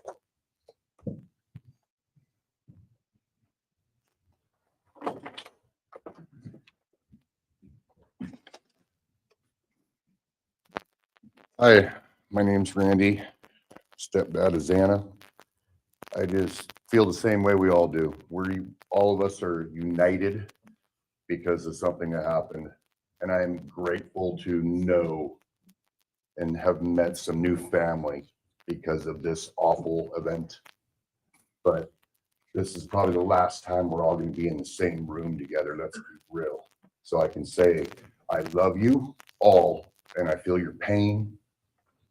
And just God bless us all, you know, just get through it. I had stuff wrote up. It was probably best I didn't read it out. Probably get kicked out of here. So, you know, I'll share one thing to you guys, not to you, with Xana. So I was working in North Dakota and came home, and Jazzy and Xana had taken our son Elijah and put him in a dress, makeup, and it was awful, you know. I was like, I don't know. She was funny. I told her she'd be in the movies and be somebody great one day like that. And now she is just above us as an angel with all the other beautiful kids. So let's hold that to our hearts, because this evil thing is not going to take nothing from us. You, man, I don't know what my limits are here, but I'm really struggling, dude. I am struggling. So I want to just be out in the woods with you, just so I can teach you about loss and pain. I love God. I wouldn't take your life. That's up to him. But I guarantee you, you are weak. God, I would just give a moment, man, 5 minutes out in the woods. Oh, man. Ooh. You're going to go to hell. I know people believe in other stuff. You're evil. There's no place for you in heaven. You took our children. You are going to suffer, man. I'm shaking because I want to reach out to you, but I hope you feel my energy, okay? Go to hell.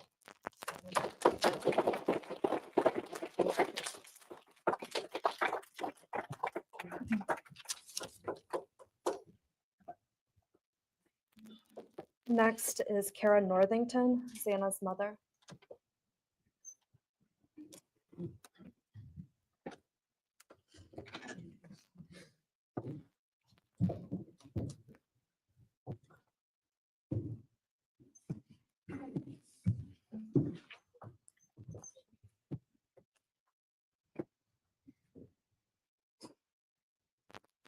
I'm Kara Northington. I am Xana Kernodle's mother. This letter is to you, really.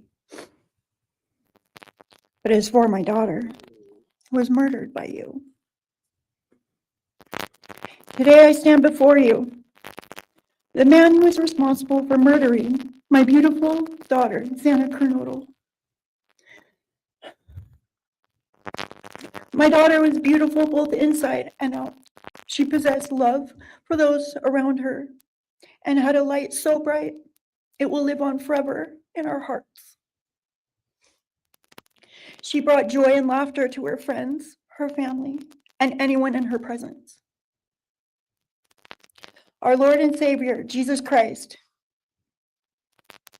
now has her in his loving arms in heaven, where she can never be harmed ever again for eternity. Because of her, I came to know my Lord and Savior, Jesus Christ. Because of her, many will come to Christ.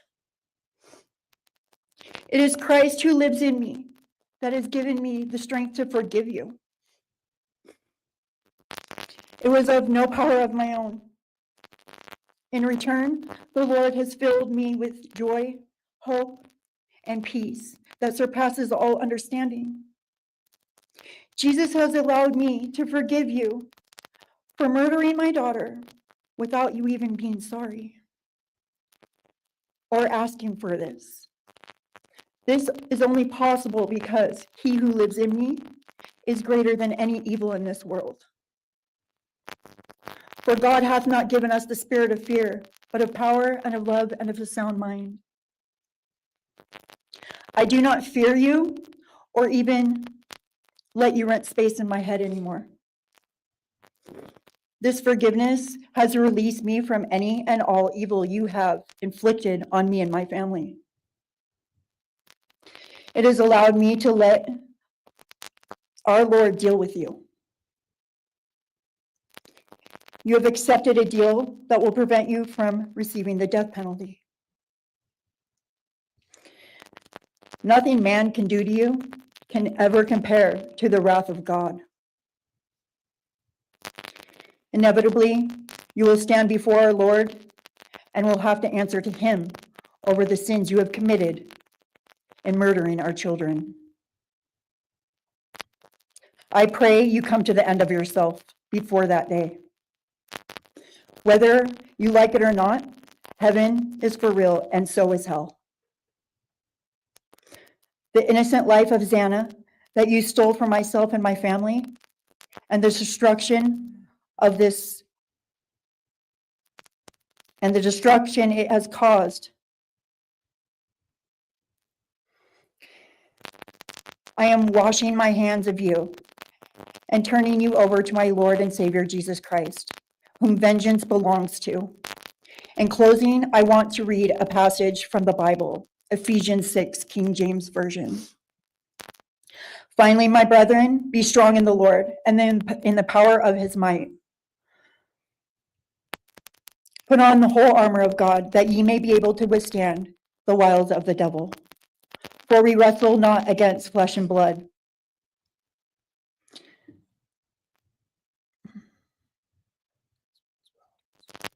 For we wrestle not against flesh and blood, but against principalities, against powers, against the rulers of the darkness of this world, against spiritual wickedness in high places. Wherefore, take unto you the whole armor of God, that ye may be able to withstand in the evil day, that ye may be able to stand in the evil day.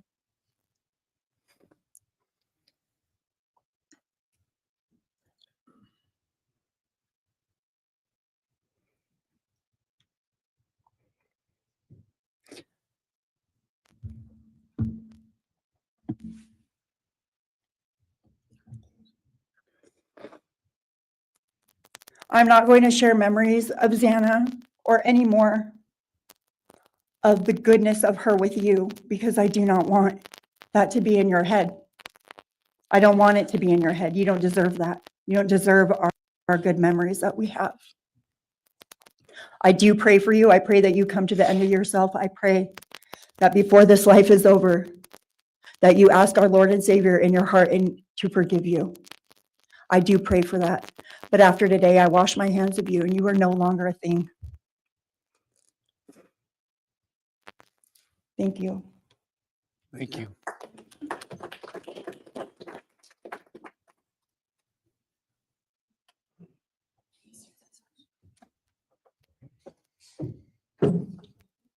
I don't believe the state has any other victim impact statement. Okay.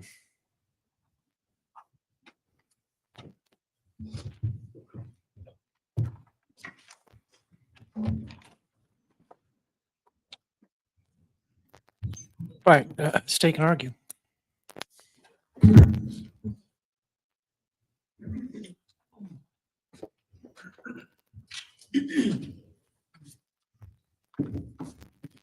Thank you, Your Honor.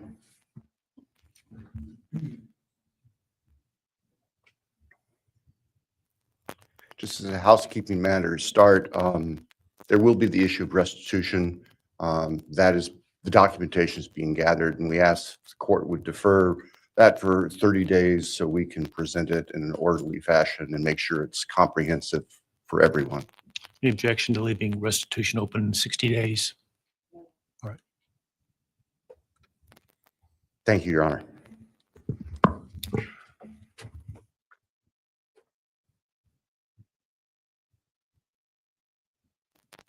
I think it's necessary and appropriate to share, including the court, the background that brings us in front of Your Honor today for these proceedings. As the record reflects, and as everybody in this courtroom knows, the defendant has pleaded guilty to all 5 counts charged in the indictment. Under oath before Your Honor, he has admitted that the charges against him are true. He has reassured the court that he has not been coerced or threatened to make those admissions. And Your Honor did an extraordinary job in taking the pleas back on July 2nd. We appreciate the court's discipline and insight. The defendant has also waived appeal on the multitude of rulings from this court and Your Honor's predecessor in Latah County on dozens, literally dozens of motions seeking to dismiss the case, seeking to control or limit evidence, seeking to offer evidence that would not be appropriate. And we appreciate the court's consistent rulings based on the law, based on the facts. As Your Honor will recall, on June 18th, it's just really not that long ago, we appeared before this court for arguments on what became the defendant's final motions to this court. Motion where they wanted to offer evidence suggesting that other people were responsible for the defendant's actions, and the motion seeking essentially an indefinite continuance of the trial. It was readily apparent to all of us in the courtroom from Your Honor's comments that those motions were not going to be granted. So we returned to Moscow and continued with what we had been working on for months in preparation for trial. We had no qualms about going to trial if trial was what was necessary and appropriate. The following week after we were in court, we were approached by the defense with an inquiry about a possible plea. And I can tell the court this is the first suggestion ever that there was any consideration, because indeed the defense had maintained from the beginning that Mr. Kohberger, the defendant, was factually innocent. It's clear that the reality of the evidence and the case that had been investigated and prepared and that we were ready to present in court became a reality. Our reaction, among other things, was to reach out to all of the families. And in fact, later that week, on Thursday and Friday of that last week of June, we met with representatives by teams, virtual meetings, with representatives of all the families. And we talked about the status of the case, and the upcoming trial and things that related to the trial. And we also let them know that there had been an inquiry about whether there might be an offer for a plea. And we asked the family members for their thoughts and feelings. And they were candid. And they have been candid since, and we respect that.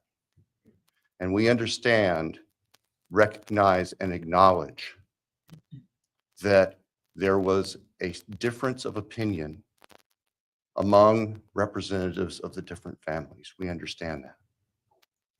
One of the challenges of this case, one of the unique things about this case is we have multiple victims, each unique unto themselves, their families and friends unique unto themselves, and all of them entitled to their opinions, all of them entitled to their thoughts.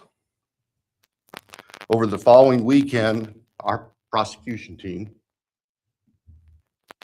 very skilled attorneys who were personally as well as professionally deeply invested in this case, met. And we talked, and the decision was reached.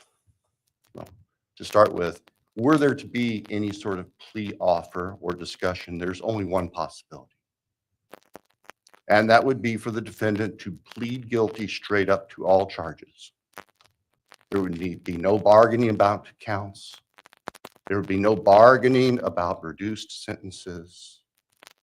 And so we made the proposal to the defense that if the defendant was willing to plead guilty up front to all 5 counts as charged and waive appeal of the court's myriad decisions during the past 2.5+ years on all these motions that would have consumed years, if not decades, of time in the future.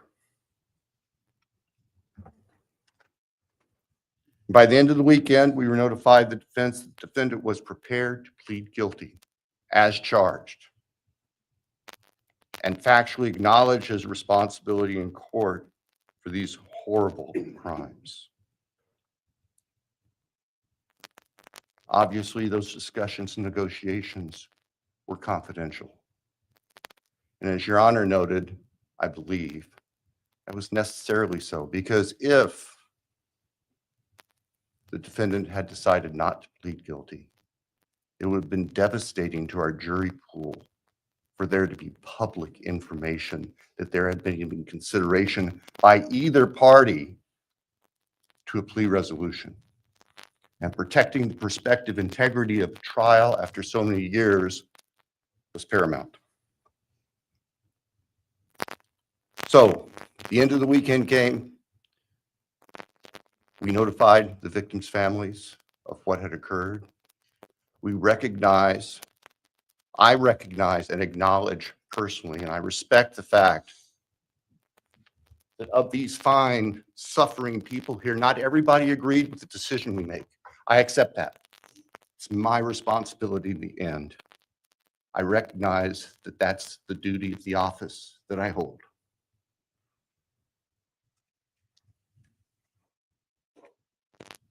So now, it is time for the judicial system to impose final judgment and close the door on this chapter of these tragedies. As the court is aware, by the agreement of the parties, it is the state's prayer. Perhaps have the Elmo police turned on.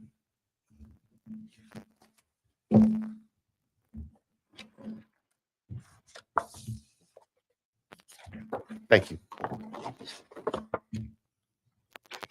That on count 1, the felony burglary, the court sentenced the defendant to the maximum period of 10 years fixed in the custody of the Idaho Department of Correction. Then on count 2,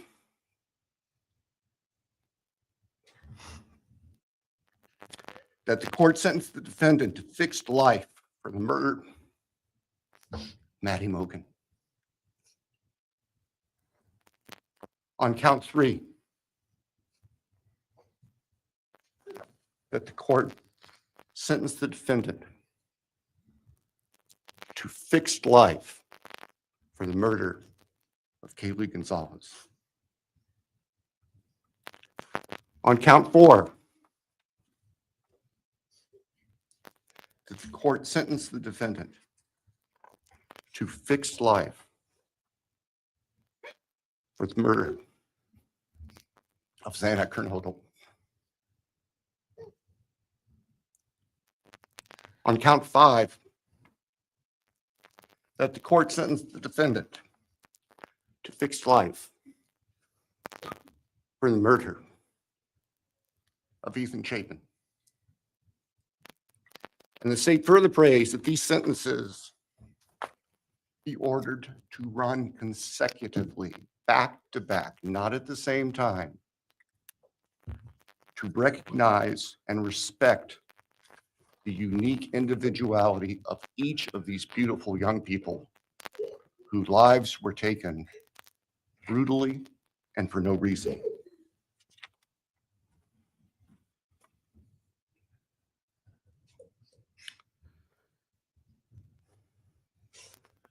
And hopefully now, as we have heard earlier this morning, it is time to afford the families and the friends and the community in the state of Idaho and the nation and the world to move forward. We can't undo, and we can never undo, the horror of what occurred on the early morning hours of November 13th, 2022 at 1122 King Street in Moscow, Idaho. For a long time, the presiding district judge in Latah County was John Stegner, who eventually became a member and a justice of the Idaho Supreme Court. And Justice Stegner often observed that even God cannot change the past. But everyone in this room has the ability to take themselves forward. And we want the judicial system to afford them the opportunity today to do that. From today forward, our memories should be focused on these innocent victims whose lives were taken, on their families, on their friends, on the community. The court has heard discussion, talk today, reminiscences today about a special family that our victims shared, not just their natural, legal, and biological families, not just their university family within their sororities, for example.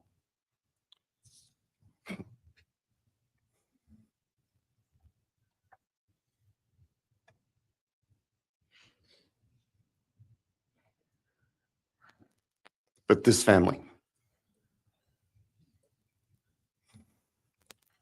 This is the picture taken on November 12th, 2022, of the special family of 1122 King Road. And you can see all 6 of these dynamic, vibrant, loving, special, innocent faces taken together just across the street from their residence, and barely 12 hours before 4 of them would be brutally murdered in their sleep. They've been described consistently as being bright, caring, vivacious, with futures we can only imagine now. But they were, and they remain, a special family that I think we should all recognize and appreciate. So it's time to move forward. There have been a number of statements directed specifically at the defendant today. I have one last thought. After Your Honor imposes judgment and sentences the defendant to spend the rest of his life in prison, in other words, sentence the defendant to die in prison, he's going to stand up in the belly chains and leg irons that he's wearing today, and he's going to be escorted into the custody of the Idaho Department of Correction. And the door will close behind him forever. That is the closure that we seek, that all of these people, these loving friends and family deserve, so that we can move forward. Thank you, Your Honor. Thank you.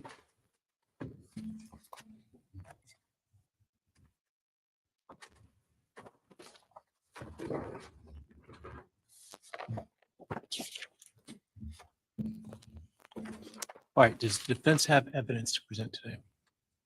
All right. Does defense wish to make argument today?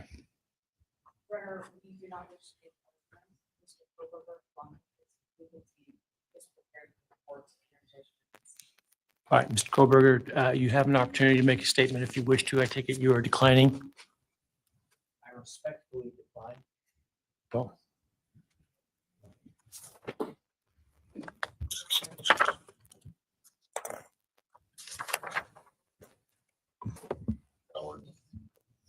Please. All right, let me start this morning by acknowledging and thanking those that have come here today in support of their loved ones. And I appreciate your courage and your strength. And I hope that you are able to move on as best as possible. Thank counsel for the professionalism that they've exhibited throughout this case. It's been my great honor to preside in this case and to help bring, to the extent possible, some resolution and hopefully justice to this case.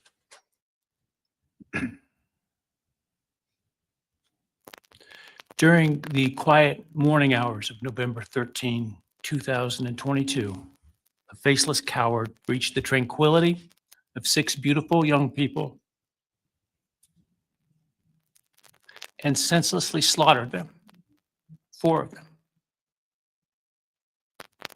Who committed this unspeakable evil was unknown for several weeks, but due to the killer's incompetence and outstanding police work by numerous local, state, and federal law enforcement agencies, the person that slithered through that sliding glass door at 1122 King Road now stands before the world and this court unmasked.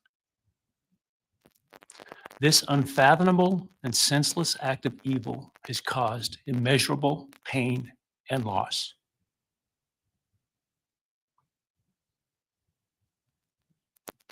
No parent should ever have to bury their child. This is the greatest tragedy that can be inflicted upon a person. Parents who took their children to college in a truck filled with moving boxes had to bring them home in hearses lined with coffins.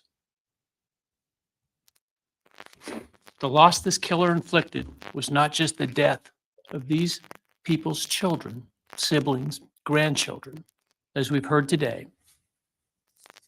It has ripped a hole in their soul, destroying a special part of their very essence. Any person who is a parent defines themselves foremost as such.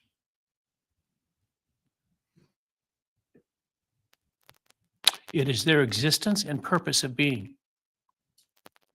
And it has been stolen from these parents.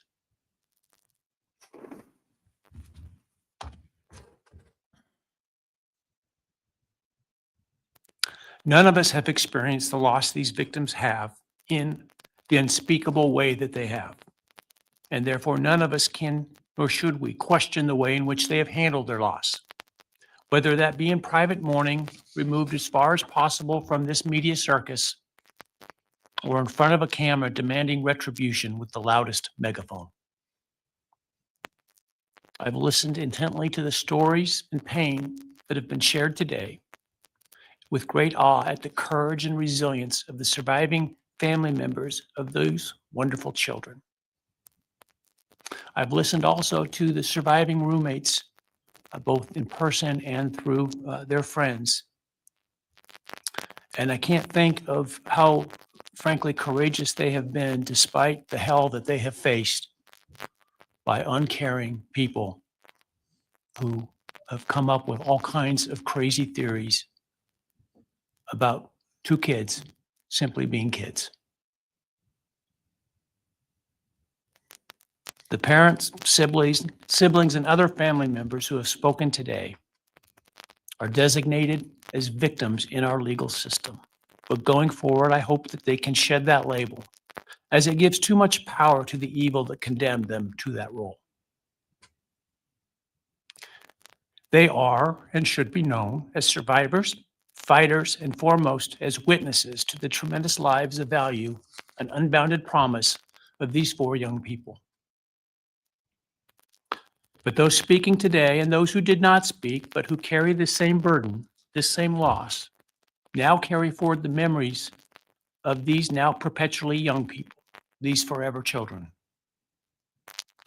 These survivors carry the responsibility of ensuring that the voices of these children, Maddie, Kaylee, Xana, and Ethan, are never forgotten, and the positive impacts that they have had on so many lives are never minimized, and that the love they shared, the light that they shined onto others is forever celebrated. As we sit here today, this case is ending, and we are now certain who committed these unspeakable acts of evil, but we don't know, and what we may never know is why. I share the desire expressed by others to understand the why. But upon reflection, it seems to me, and this is just my own opinion, that by continuing to focus on why, we continue to give Mr. Kohberger relevance. We give him agency and we give him power. The need to know what is inherently not understandable makes us dependent upon the defendant to provide us with a reason, and that gives him the spotlight, the attention, and the power he appears to crave. Yet even if I could force him to speak, which legally I cannot, how could anyone ever be assured that what he speaks is the truth? Do we really believe, after all of this, he's capable of speaking the truth or of giving up something of himself to help the very people whose lives he destroyed?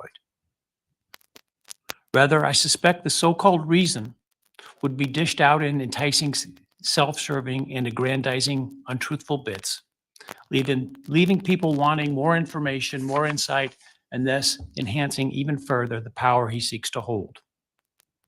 Even if we could get truthful insight into his why, I suspect it would not in any way quench one's thirst for actually understanding why in the first instance. Because there is no reason for these crimes that could approach anything resembling rationality. No conceivable reason could make any sense. And in the end, the more we struggle to seek explanation for the unexplainable, the more we try to extract a reason, the more power and control we give to him. In my view, the time has now come to end Mr. Kohberger's 15 minutes of fame. It's time that he be consigned to the ignominy and isolation of perpetual incarceration. I know there has been concern about him collaborating on books or movies or other media projects, and I truly hope that someone does not stoop to affording him this spotlight that he desires in the name of clicks, royalties, or profits. While criminal behavioralists should study him away from the spotlight in an attempt to prevent other would-be killers from acting on their worst impulses, There should be no need for that to spill over into the public eye. The great Idaho jurist Edward Lodge was known for trying to find something positive about every person he ever sentenced. And with over a half a century as a trial judge, that was a lot of people. This was often challenging, and I recall in one case he said that the best he could come up with was the defendant had good penmanship. Truth be told, I'm unable to come up with anything redeeming about Mr. Kohberger because his grotesque acts of evil have buried and hidden anything that might have been good or intrinsically human about him. His actions have made him the worst of the worst. Even in pleading guilty, his giving nothing hinting of remorse or redemption, nothing suggesting even a recognition or understanding, let alone regret for the pain that he has caused. And therefore, I will not attempt to speak about him further, other than to simply sentence him so that he is forever removed from civilized society. And accordingly, based upon his conduct and based upon the record before this court, recognizing the standards that govern this court's sentencing decisions as set forth in State v. Hill, I hereby sentence Mr. Kohberger as follows. On count 1, burglary, 10 years fixed, 0 years indeterminate. I also impose a fine of $50,000. Count 2, first-degree murder of Madison Mogen. I sentence the defendant to a fixed term of life imprisonment without the possibility of parole, a fine of $50,000, and a civil penalty of $5,000 payable to the family of the victim. On count 3, for first-degree murder of Kaylee Goncalves, I sentence the defendant to a fixed term of life imprisonment without the possibility of parole, a fine of $50,000, and a civil penalty of $5,000 payable to the victim of the family, or to the family of the victim, pardon me. On count 4, for the first-degree murder of Xana Kernodle, I sentence the defendant to a fixed term of life imprisonment without the possibility of parole, a fine of $50,000, and a civil penalty of $5,000 payable to the family of the victim. On count 5, for the first-degree murder of Ethan Chapin, I sentence the defendant to a fixed term of life imprisonment without the possibility of parole, a fine of $50,000, and a civil penalty of $5,000 payable to the family of the victim.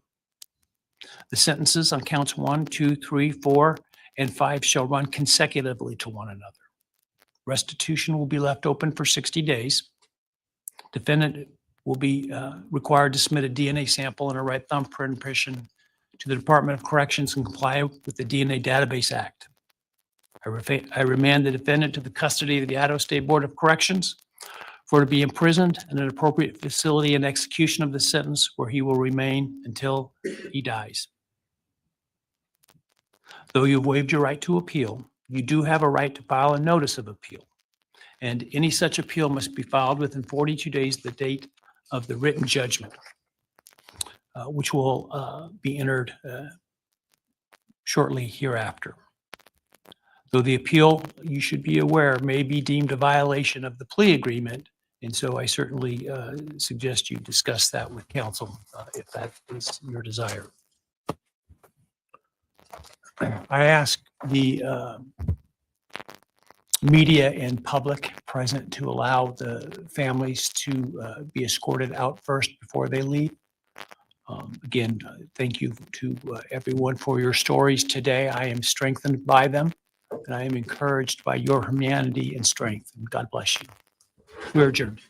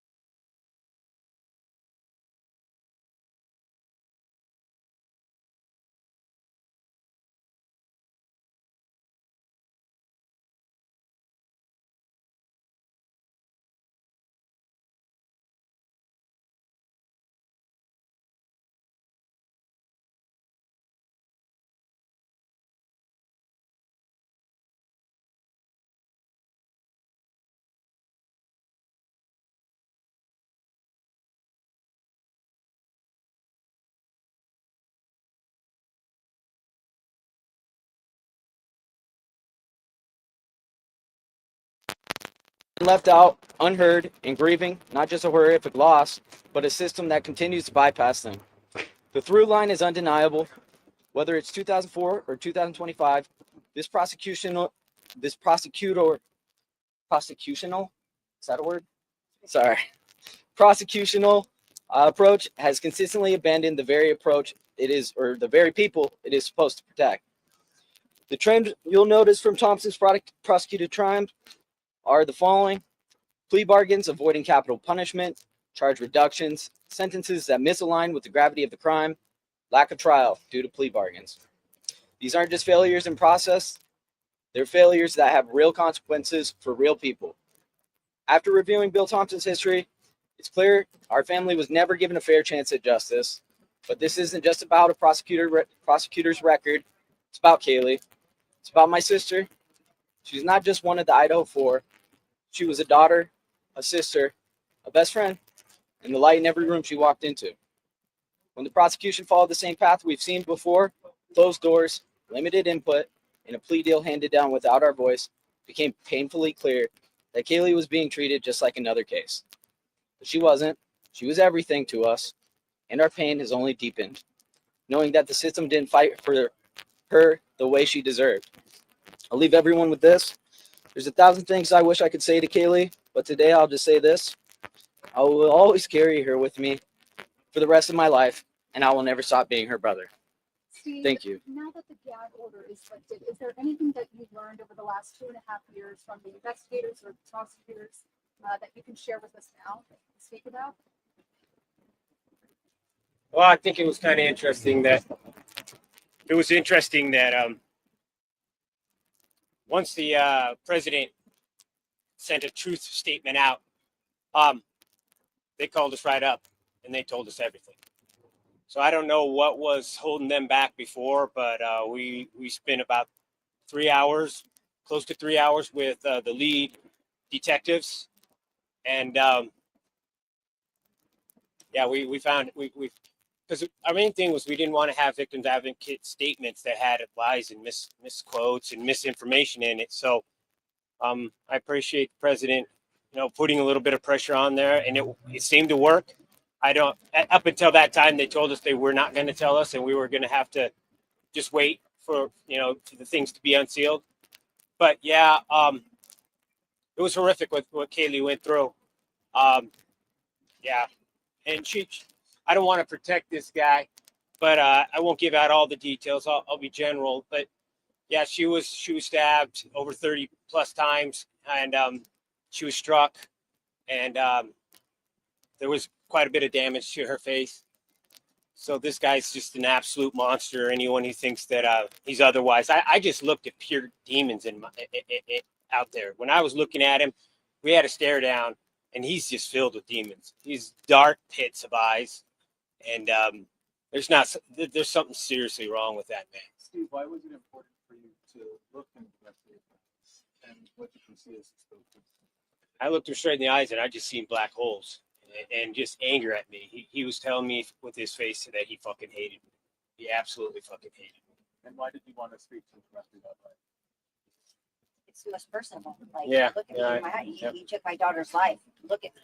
Yeah, Did your family get something today that it needed, or was this? Yeah, 100%. I think it's a little early to actually even answer that for myself. I think that kind of stuff needs to set in and sink in. And, you regret maybe saying some things, or you wish that you would have said things. So I think right now we're just kind of in the mix of the tornado and, the real feelings,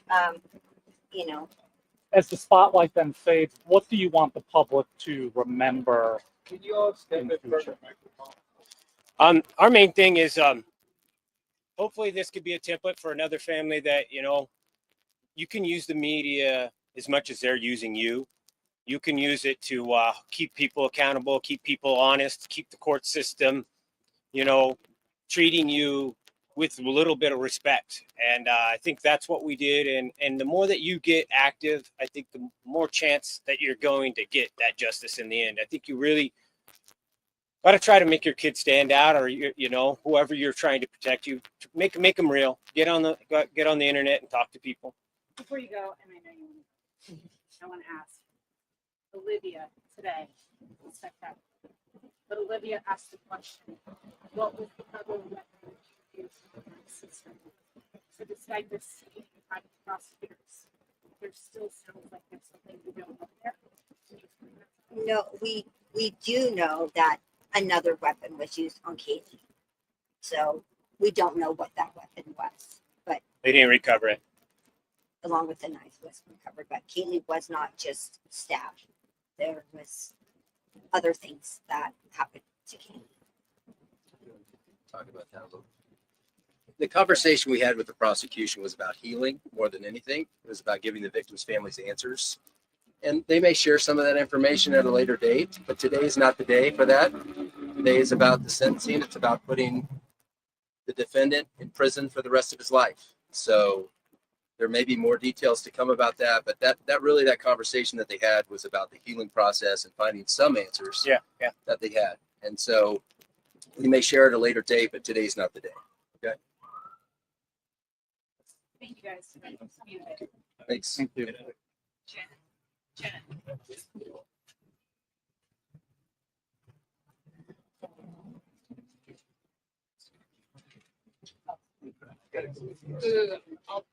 Everyone's experience.